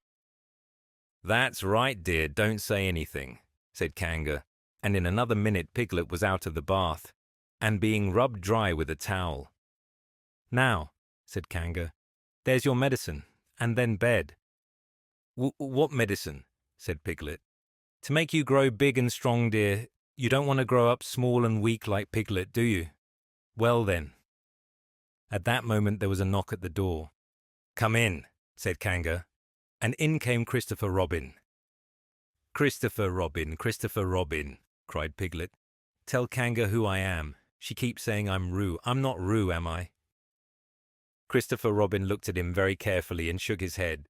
"You can't be Roo," he said, "because I've just seen Roo playing in Rabbit's house." "Well," said Kanga, "fancy that. Fancy my making a mistake like that." "There you are," said Piglet. "I told you so. I'm Piglet." Christopher Robin shook his head again. "Ah, you're not Piglet," he said. "I know Piglet well, and he's quite a different color." Piglet began to say that this was because he had just had a bath, and then he thought that perhaps he wouldn't say that. And as he opened his mouth to say something else, Kanga slipped the medicine spoon in, and then patted him on the back and told him that it was really quite a nice taste when you got used to it. "I knew it wasn't Piglet," said Kanga. "I wonder who it can be." "Perhaps it's some relation of Pooh's," said Christopher Robin. "What about a nephew or an uncle or something?" Kanga agreed that this was probably what it was, and said that they would have to call it by some name. "I shall call it Pootle," said Christopher Robin, Henry Pootle for short. And just when it was decided, Henry Pootle wriggled out of Kanga's arms and jumped to the ground. To his great joy, Christopher Robin had left the door open. Never had Henry Pootle Piglet run so fast as he ran then, and he didn't stop running until he had got quite close to his house. But when he was 100 yards away, he stopped running and rolled the rest of the way home, so as to get his own nice comfortable color again. So Kanga and Roo stayed in the forest. And every Tuesday Roo spent the day with his great friend Rabbit, and every Tuesday Kanga spent the day with her great friend Pooh, teaching him to jump. And every Tuesday Piglet spent the day with his great friend Christopher Robin. So they were all happy again. One fine day, Pooh had stumped up to the top of the forest to see if his friend Christopher Robin was interested in bears at all. At breakfast that morning, a simple meal of marmalade spread lightly over a honeycomb or two, he had suddenly thought of a new song. It began like this: "Sing ho, for the life of a bear." When he had got as far as this, he scratched his head and thought to himself, "That's a very good start for a song, but what about the second line?" He tried singing ho 2 or 3 times, but it didn't seem to help. Perhaps it would be better, he thought, if I sang hi for the life of a bear. So he sang it, but it wasn't. "Very well then," he said. "I shall sing that first line twice, and perhaps if I sing it very quickly, I shall find myself singing the third and fourth lines before I have time to think of them, and that will be a good song. Now then, sing ho for the life of a bear. Sing ho for the life of a bear. I don't much mind if it rains or snows, 'cause I've got a lot of honey on my nice new nose. I don't much care if it snows or thaws, 'cause I've got a lot of honey on my nice clean paws. Sing ho for a bear, sing ho for a Pooh, and I'll have a little something in an hour or two." He was so pleased with this song that he sang it all the way to the top of the forest. And if I go on singing it much longer, he thought, it will be time for the little something, and then the last line won't be true. So he turned it into a hum instead. Christopher Robin was sitting outside his door, putting on his big boots. As soon as he saw the big boots, Pooh knew that an adventure was going to happen, and he brushed the honey off his nose with the back of his paw, and spruced himself up as well as he could, so as to look ready for anything. "Good morning, Christopher Robin," he called out. "Hello, Pooh Bear. I can't get this boot on." "That's bad," said Pooh. "Do you think you could very kindly lean against me? 'Cause I keep pulling so hard that I fall over backwards." Pooh sat down, dug his feet into the ground, and pushed hard against Christopher Robin's back, and Christopher Robin pushed hard against his, and pulled at his boot until he had got it on. "And that's that," said Pooh. "What do we do next?" "We are all going on an expedition," said Christopher Robin, as he got up and brushed himself. "Thank you, Pooh." "Going on an expedition," said Pooh eagerly. "I don't think I've ever been on one of those. Where are we going to on this expedition?" "Expedition, silly old bear. It's got an X in it." "Oh," said Pooh. "I know." But he didn't really. "We're going to discover the North Pole." "Oh," said Pooh again. "What is the North Pole?" he asked. "It's just a thing you discover," said Christopher Robin carelessly, not being quite sure himself. "Oh, I see," said Pooh. "Are bears any good at discovering it?" "Of course they are. And Rabbit and Kanga and all of you. It's an expedition. That's what an expedition means. A long line of everybody. You'd better tell the others to get ready, while I see if my gun's all right. And we must all bring provisions." "Bring what?" "Things to eat." "Oh," said Pooh happily. "I thought you said provisions. I'll go and tell them." And he stumped off. The first person he met was Rabbit. "Hello, Rabbit," he said. "Is that you?" "Let's pretend it isn't," said Rabbit, "and see what happens. I've got a message for you." I'll give it to him. "We're all going on an expedition with Christopher Robin." "What is it when we're on it?" "A sort of boat, I think," said Pooh. "Oh, that sort." "Yes, and we're going to discover a pole or something. Or was it a mole? Anyhow, we're going to discover it." "We are we?" said Rabbit. "Yes, and we've got to bring things to eat with us, in case we want to eat them. Now I'm going down to Piglet's. Tell Kanga, will you?" He left Rabbit and hurried down to Piglet's house. The Piglet was sitting on the ground at the door of his house, blowing happily at a dandelion, and wondering whether it would be this year, next year, sometime, or never. He had just discovered that it would be never, and was trying to remember what it was, and hoping it wasn't anything nice, when Pooh came up. "Oh, Piglet," said Pooh excitedly, "we're going on an expedition, all of us, with things to eat, to discover something." "To discover what?" said Piglet anxiously. "Oh, just something." "Nothing fierce?" Christopher Robin didn't say anything about fierce. He just said it had an X. "It isn't their necks I mind," said Piglet earnestly. "It's their teeth. But if Christopher Robin is coming, I don't mind anything." In a little while they were all ready at the top of the forest, and the expedition started. First came Christopher Robin and Rabbit, then Piglet and Pooh, then Kanga with Roo in her pocket, an owl, then Eeyore, and at the end, in a long line, all Rabbit's friends and relations. "I didn't ask them," explained Rabbit carelessly. "They just came. They always do. They can march at the end after Eeyore." "What I say," said Eeyore, "is that it's unsettling. I didn't want to come on this expo, what Pooh said. I only came to oblige, but here I am. And if I am the end of the expo, what we're talking about, then let me be the end. But if, every time I want to sit down for a little rest, I have to brush away half a dozen of Rabbit's smaller friends and relations first, then this isn't an expo, whatever it is, at all. It's simply a confused noise. That's what I say." "I see what Eeyore means," said Owl, "if you ask me." "I'm not asking anybody," said Eeyore. "I'm just telling everybody. We can look for the North Pole, or we can play Here We Go Gathering Nuts and May with the end part of an ant's nest. It's all the same to me." There was a shout from the top of the line. "Come on!" called Christopher Robin. "Come on!" called Pooh and Piglet. "Come on!" called Owl. "We're starting," said Rabbit. "I must go." And he hurried off to the front of the expedition with Christopher Robin. All right, said Eeyore. We're going, only don't blame me. So off they all went to discover the pole. And as they walked, they chatted to each other of this and that, all except Pooh, who was making up a song. This is the first verse, he said to Piglet when he was ready with it. First verse of what? My song. What song? This one. Which one? Well, if you listen, Piglet, you'll hear it. How do you know I'm not listening?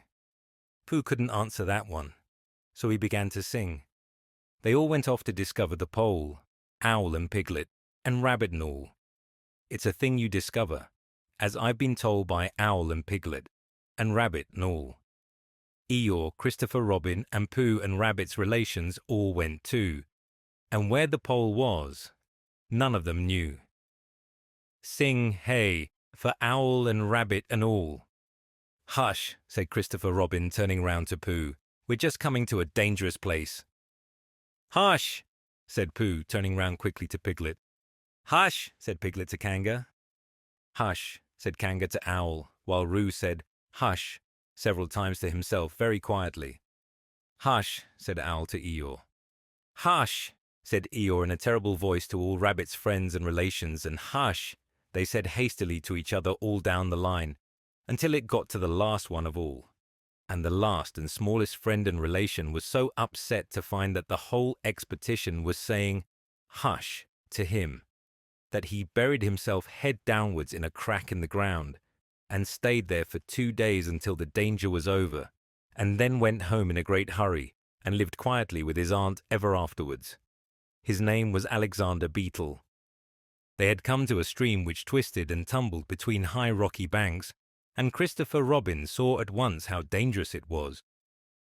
It's just the place, he explained, for an ambush. What sort of bush? Whispered Pooh to Piglet. A gorse bush.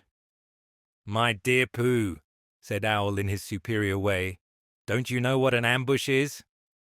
Owl, said Piglet, looking round at him severely. Pooh's whisper was a perfectly private whisper, and there was no need. An ambush, said Owl, is a sort of surprise. So is a gorse bush sometimes, said Pooh. An ambush, as I was about to explain to Pooh, said Piglet, is a sort of surprise. If people jump out at you suddenly, that's an ambush, said Owl.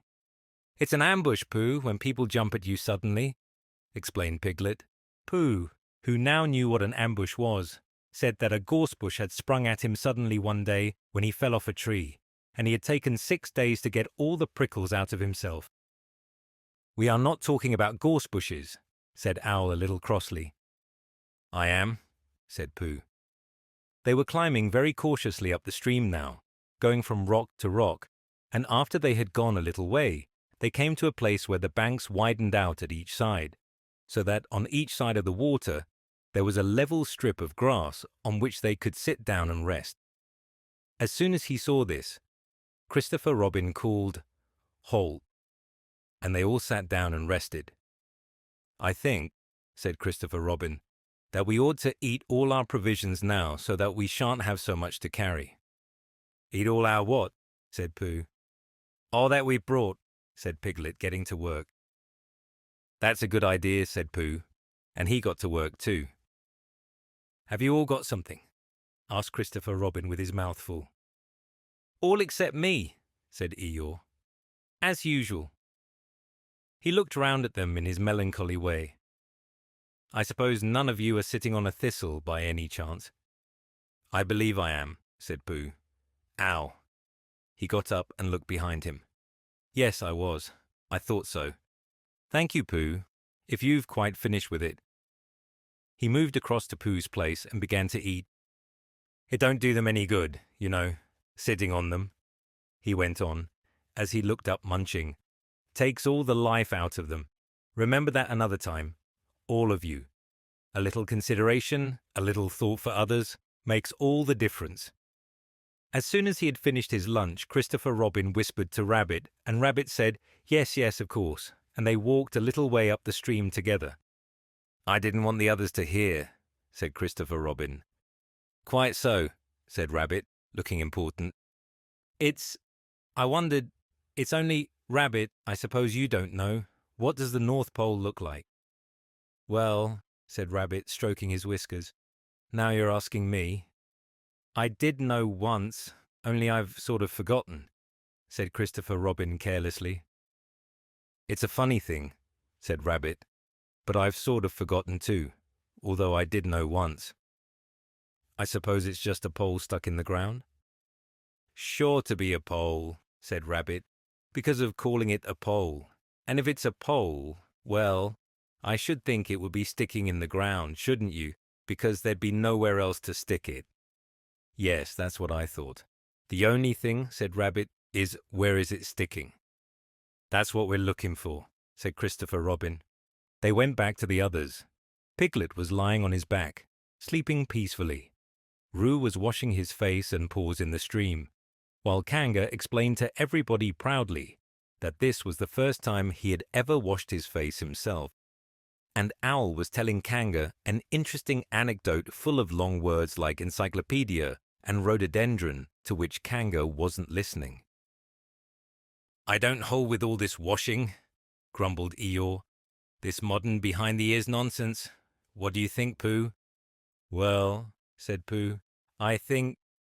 But we shall never know what Pooh thought, for there came a sudden squeak from Roo, a splash, and a loud cry of alarm from Kanga. So much for washing, said Eeyore. Roo's fallen in, cried Rabbit, and he and Christopher Robin came rushing down to the rescue. Look at me swimming, squeaked Roo from the middle of his pool, and was hurried down a waterfall into the next pool. Are you all right, Roo dear? Called Kanga anxiously. Yes, said Roo. Look at me And down he went over the next waterfall into another pool. Everybody was doing something to help.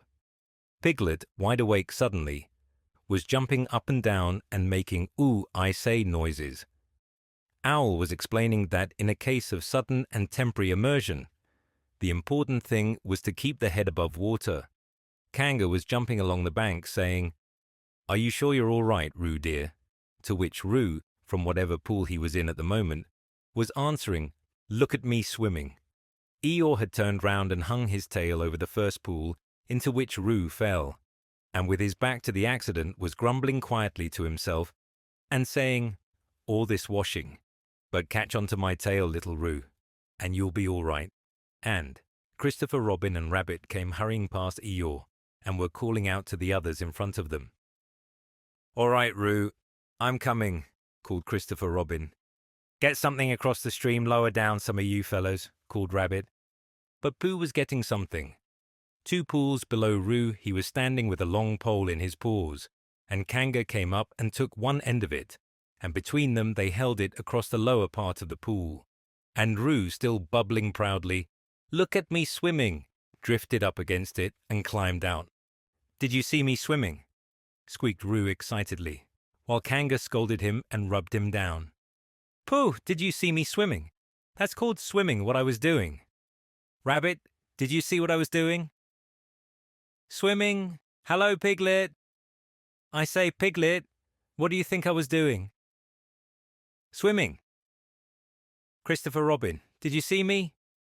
But Christopher Robin wasn't listening. He was looking at Pooh. Pooh, he said, where did you find that pole? Pooh looked at the pole in his hands. I just found it, he said. I thought it ought to be useful. I just picked it up. Pooh, said Christopher Robin solemnly, the expedition is over. You have found the North Pole. Oh, said Pooh. Eeyore was sitting with his tail in the water when they all got back to him. Tell Roo to be quick, somebody, he said. My tail's getting cold. I don't want to mention it, but I just mention it. I don't want to complain, but there it is. My tail's cold. Here I am, squeaked Roo. Oh, there you are. Did you see me swimming? Eeyore took his tail out of the water and swished it from side to side. As I expected, he said. Lost all feeling. Numbed it. That's what it's done.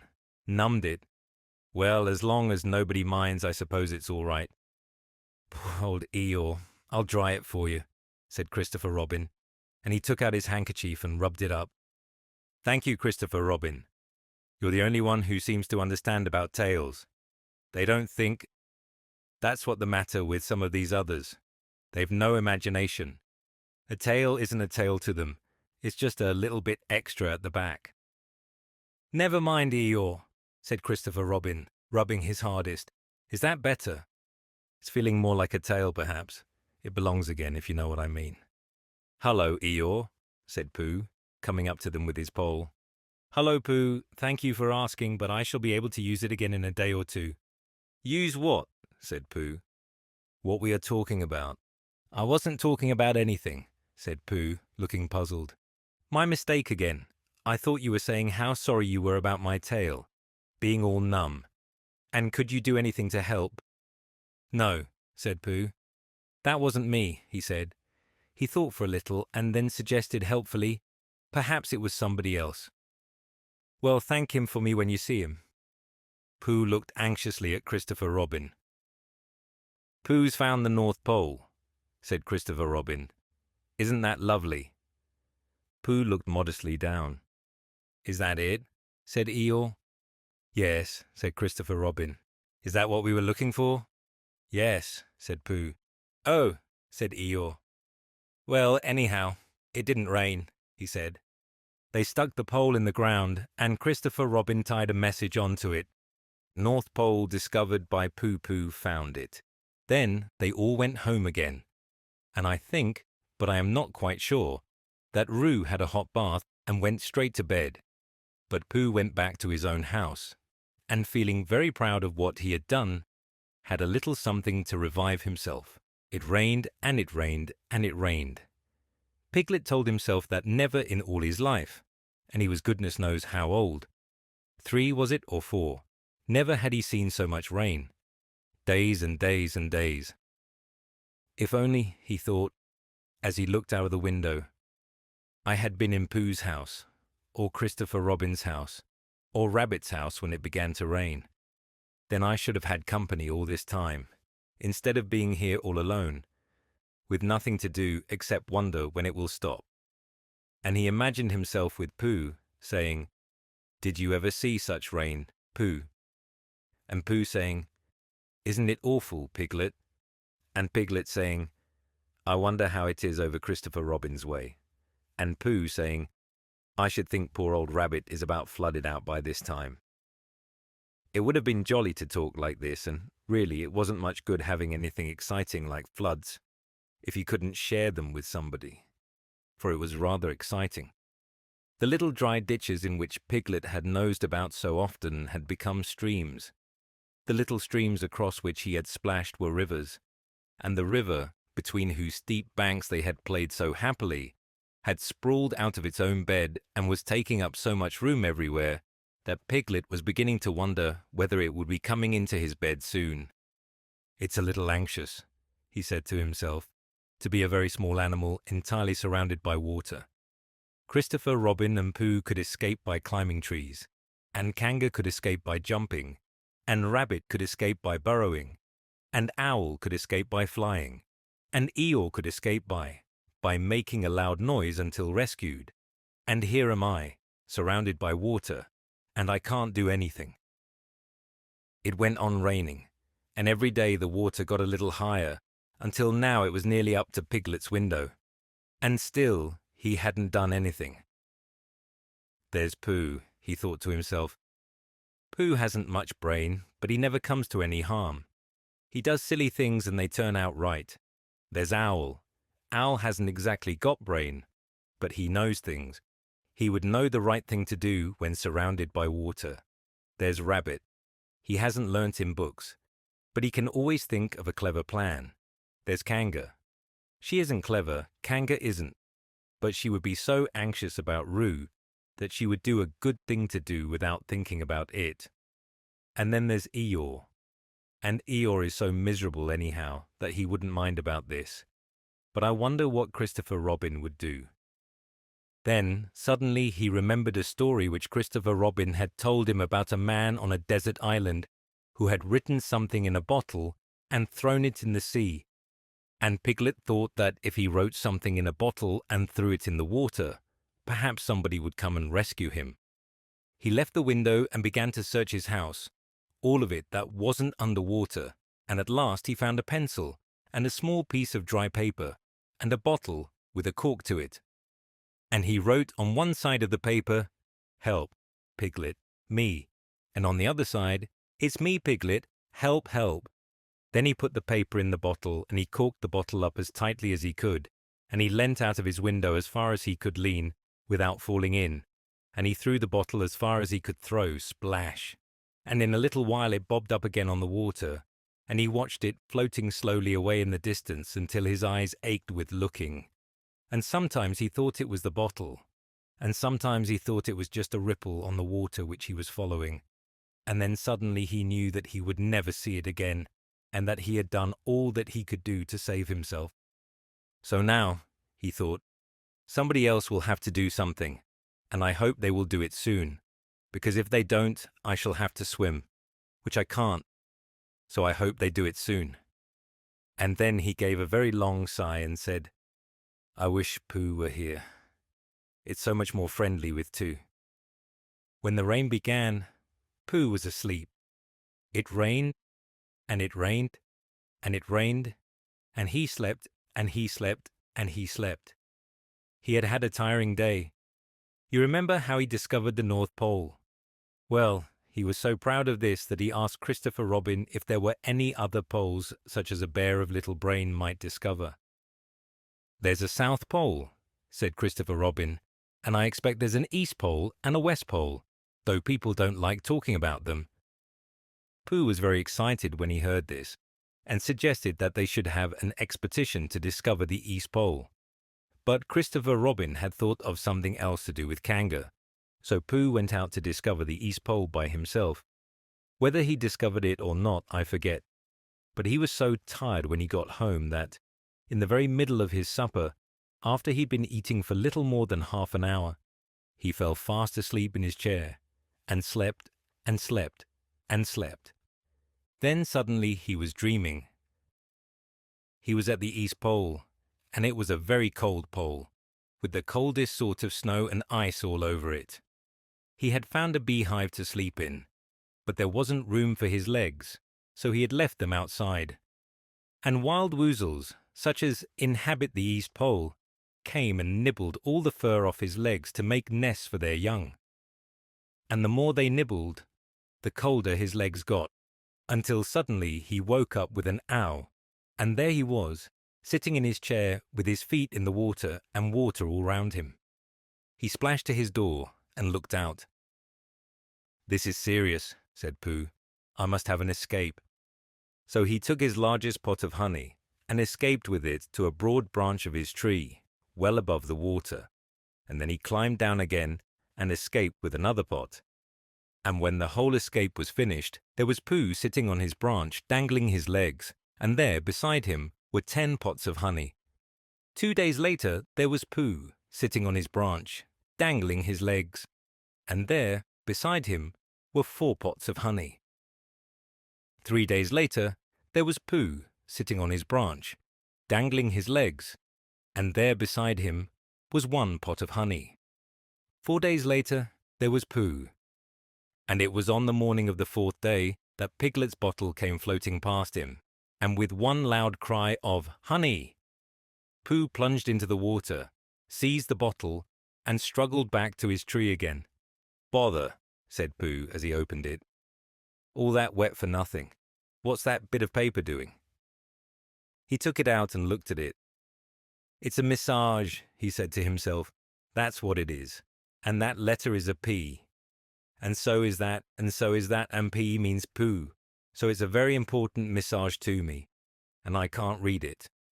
I must find Christopher Robin or Owl or Piglet, one of those clever readers who can read things, and they will tell me what this message means. Only I can't swim. Bother." Then he had an idea, and I think that for a bear of very little brain, it was a good idea.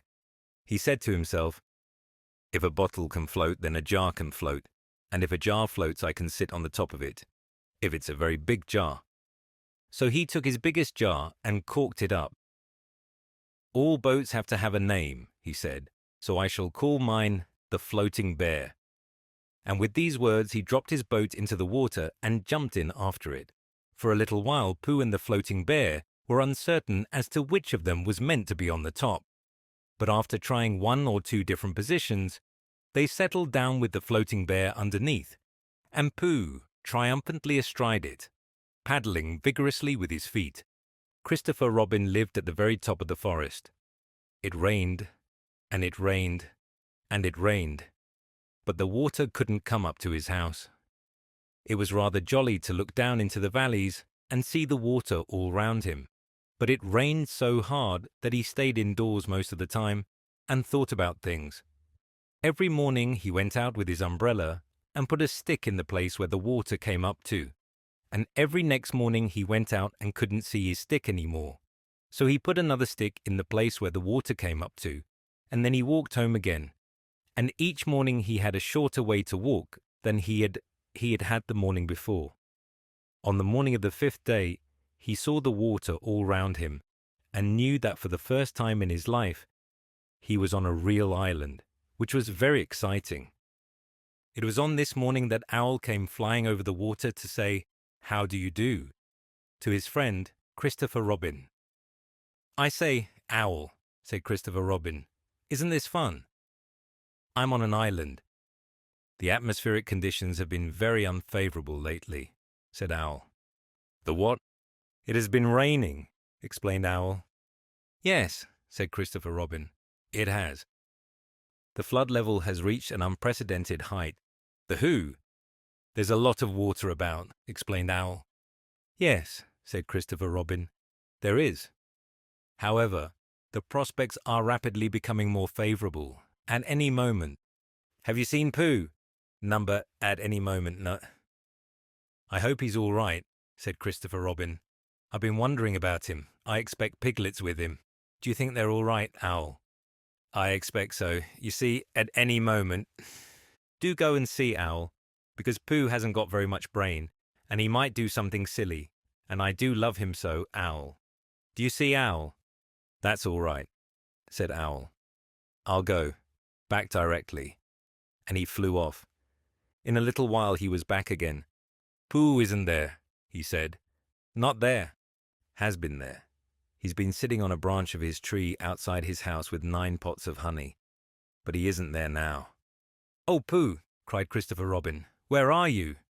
"Here I am," said a growly voice behind him. "Pooh." They rushed into each other's arms. "How did you get here, Pooh?" asked Christopher Robin when he was ready to talk again. "On my boat," said Pooh proudly. "I had a very important message sent me in a bottle, and owing to having got some water in my eyes, I couldn't read it, so I brought it to you, on my boat." With these proud words he gave Christopher Robin the message. "But it's from Piglet," cried Christopher Robin when he had read it. "Isn't there anything about Pooh in it?" asked Bear, looking over his shoulder. Christopher Robin read the message aloud. "Oh, are those peas Piglets? I thought they were Pooh's. We must rescue him at once. I thought he was with you, Pooh. Owl, could you rescue him on your back?" "I don't think so," said Owl, after grave thought. "It is doubtful if the necessary dorsal muscles—" "Then would you fly to him at once and say that rescue is coming, and Pooh and I will think of a rescue and come as quick as ever we can. Oh, don't talk, Owl. Go on quick." And still thinking of something to say, Owl flew off. "Now then, Pooh," said Christopher Robin, "where's your boat?" "I ought to say," explained Pooh as they walked down to the shore of the island, "that it isn't just an ordinary sort of boat. Sometimes it's a boat, and sometimes it's more of an accident. It all depends." "Depends on what?" "On whether I'm on the top of it or underneath it." "Oh, well, where is it?" "There," said Pooh, pointing proudly to the floating bear. It wasn't what Christopher Robin expected, and the more he looked at it, the more he thought what a brave and clever bear Pooh was. And the more Christopher Robin thought this, the more Pooh looked modestly down his nose and tried to pretend he wasn't. "But it's too small for 2 of us," said Christopher Robin sadly. "3 of us with Piglet." "That makes it smaller still. Oh, Pooh Bear, what shall we do?"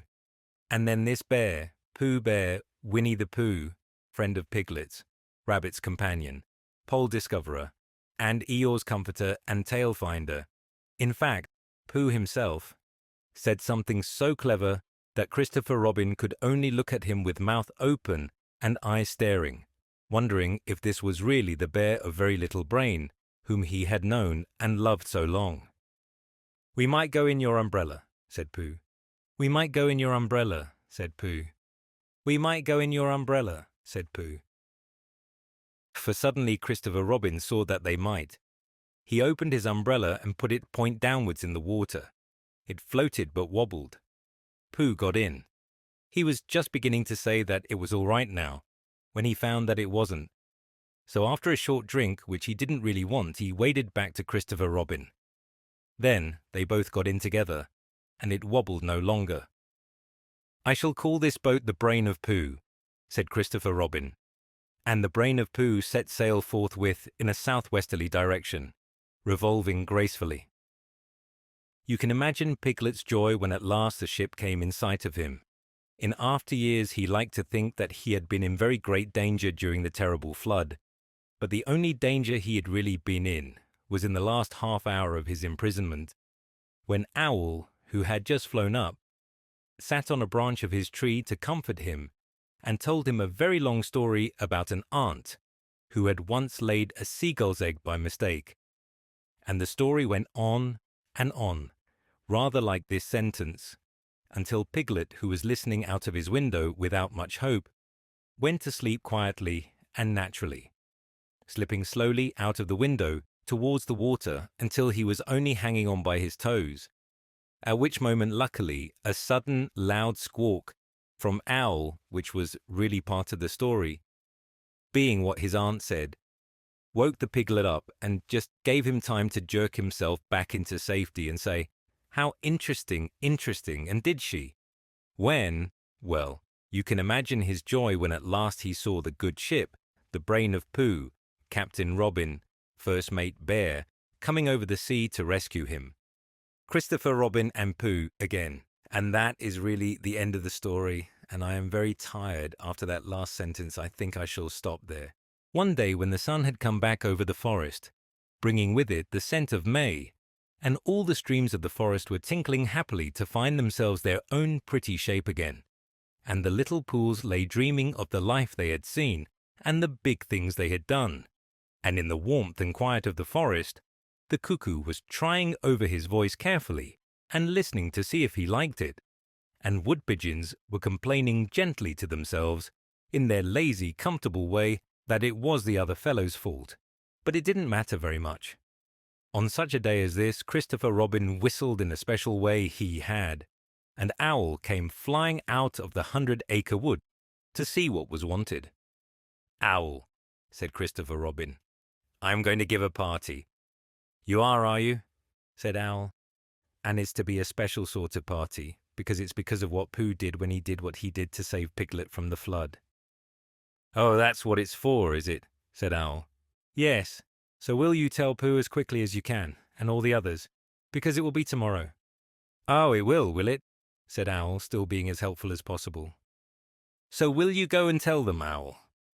Owl tried to think of something very wise to say, but couldn't, so he flew off to tell the others, and the first person he told was Pooh. "Pooh," he said, "Christopher Robin is giving a party." "Oh," said Pooh, and then, seeing that Owl expected him to say something else, he said, "Will there be those little cake things with pink sugar icing?" Owl felt that it was rather beneath him to talk about little cake things with pink sugar icing, so he told Pooh exactly what Christopher Robin had said, and flew off to Eeyore. "A party for me," thought Pooh to himself. "How grand!" And he began to wonder if all the other animals would know that it was a special Pooh party, and if Christopher Robin had told them about the floating bear and the Brain of Pooh and all the wonderful ships he had invented and sailed on. And he began to think how awful it would be if everybody had forgotten about it, and nobody quite knew what the party was for. And the more he thought like this, the more the party got muddled in his mind, like a dream when nothing goes right, and the dream began to sing itself over in his head until it became a sort of song. It was an Anxious Pooh Song 3. Cheers for Pooh, for who, For Pooh. Why, what did he do? I thought you knew. He saved his friend from a wetting. 3 cheers for Bear. For where? For Bear. He couldn't swim, but he rescued him. He rescued who? Oh, listen, do. I am talking of Pooh. Of who? Of Pooh. I'm sorry I keep forgetting. Well, Pooh was a bear of enormous brain. Just say it again. Of enormous brain. Of enormous what? Well, he ate a lot, and I don't know if he could swim or not.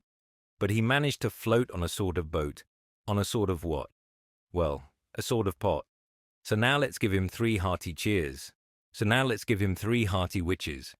And hope he'll be with us for years and years, and grow in health and wisdom and riches.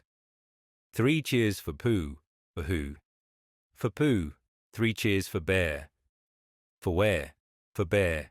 3 cheers for the wonderful Winnie-the-Pooh. Just tell me, somebody. What did he do? While this was going on inside him, Owl was talking to Eeyore. Eeyore, said Owl, Christopher Robin is giving a party. Very interesting, said Eeyore. I suppose they will be sending me down the odd bits which got trodden on. Kind and thoughtful. Not at all, don't mention it. There is an invitation for you. What's that like? An invitation. Yes, I heard you. Who dropped it? This isn't anything to eat, it's asking you to the party. Tomorrow. Eeyore shook his head slowly. You mean Piglet, the little fellow with the excited ears. That's Piglet. I'll tell him. No, no, said Owl, getting quite fussy. It's you. Are you sure? Of course I'm sure. Christopher Robin said all of them. Tell all of them. All of them, except Eeyore. All of them, said Owl sulkily. Ah, said Eeyore. A mistake, no doubt. But still, I shall come. Only don't blame me if it rains. But it didn't rain. Christopher Robin had made a long table out of some long pieces of wood, and they all sat round it. Christopher Robin sat at one end, and Pooh sat at the other, and between them on one side were Owl and Eeyore and Piglet, and between them on the other side were Rabbit and Roo and Kanga. And all Rabbit's friends and relations spread themselves about on the grass, and waited hopefully in case anybody spoke to them, or dropped anything, or asked them the time. It was the first party to which Roo had ever been, and he was very excited. As soon as ever they had sat down, he began to talk. "Hallo, Pooh," he squeaked. "Hallo, Roo," said Pooh. Roo jumped up and down in his seat for a little while and then began again. "Hello, Piglet," he squeaked. Piglet waved a paw at him, being too busy to say anything.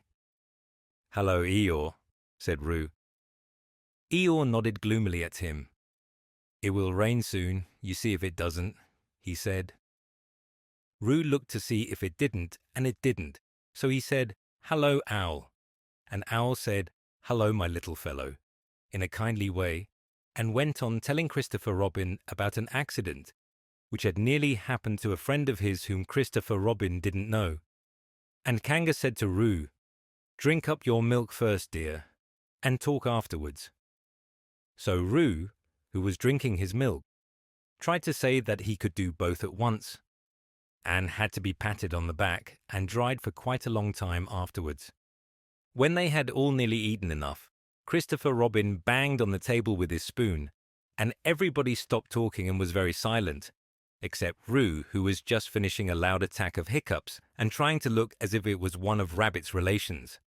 "This party," said Christopher Robin, "is a party because of what someone did, and we all know who it was. And it's his party, because of what he did. And I've got a present for him, and here it is." Then he felt about a little and whispered, "Where is it?" While he was looking, Eeyore coughed in an impressive way and began to speak. "Friends," he said, "including oddments, it is a great pleasure. Or perhaps I had better say it has been a pleasure, so far, to see you at my party. What I did was nothing. Any of you, except Rabbit and Owl and Kanga, would have done the same. Oh, and Pooh, my remarks do not, of course, apply to Piglet and Roo, because they are too small.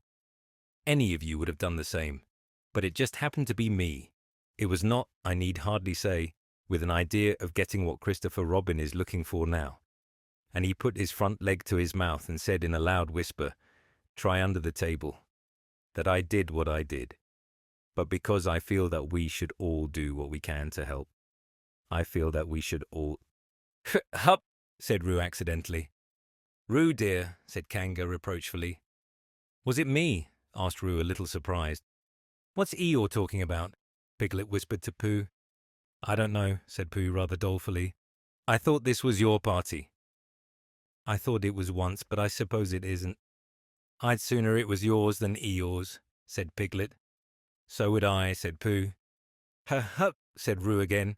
"As I was saying," said Eeyore loudly and sternly, "as I was saying when I was interrupted by various loud sounds, I feel that—" "Here it is," cried Christopher Robin excitedly. "Pass it down to silly old Pooh. It's for Pooh." "For Pooh," said Eeyore. "Of course it is. The best bear in all the world." "I might have known," said Eeyore. "After all, one can't complain. I have my friends. Somebody spoke to me only yesterday. And was it last week or the week before that rabbit bumped into me and said, 'Bother, the social round, always something going on?' Nobody was listening, for they were all saying, 'Open it, Pooh. What is it, Pooh? I know what it is.' 'No, you don't,' and other helpful remarks of this sort. And of course Pooh was opening it as quickly as ever he could, but without cutting the string, because you never know when a bit of string might be useful. At last it was undone. When Pooh saw what it was, he nearly fell down, he was so pleased. It was a special pencil case. There were pencils in it marked B for bear, and pencils marked HB for helping bear, and pencils marked BB for brave bear. There was a knife for sharpening the pencils, and India rubber for rubbing out anything which you had spelt wrong, and a ruler for ruling lines for the words to walk on, and inches marked on the ruler in case you wanted to know how many inches anything was, and blue pencils and red pencils and green pencils for saying special things in blue and red and green. And all these lovely things were in little pockets of their own in a special case, which shut with a click when you clicked it.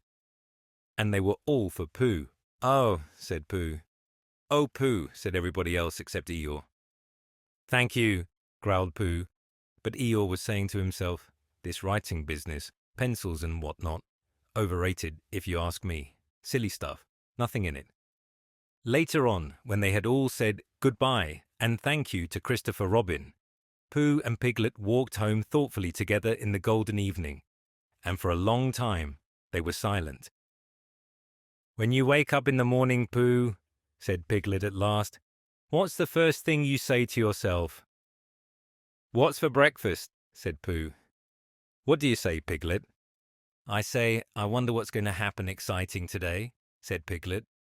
Pooh nodded thoughtfully. "It's the same thing," he said. "And what did happen?" asked Christopher Robin. "When?" "Next morning." "I don't know." "Could you think and tell me in Pooh some time? If you wanted it very much." "Pooh does," said Christopher Robin. He gave a deep sigh, picked his bear up by the leg, and walked off to the door, trailing Winnie-the-Pooh behind him. At the door he turned and said, "Coming to see me have my bath?" "I might," I said. "Was Pooh's pencil case any better than mine?" "It was just the same," I said. He nodded and went out, and in a moment I heard Winnie-the-Pooh bump, bump, bump going up the stairs behind him.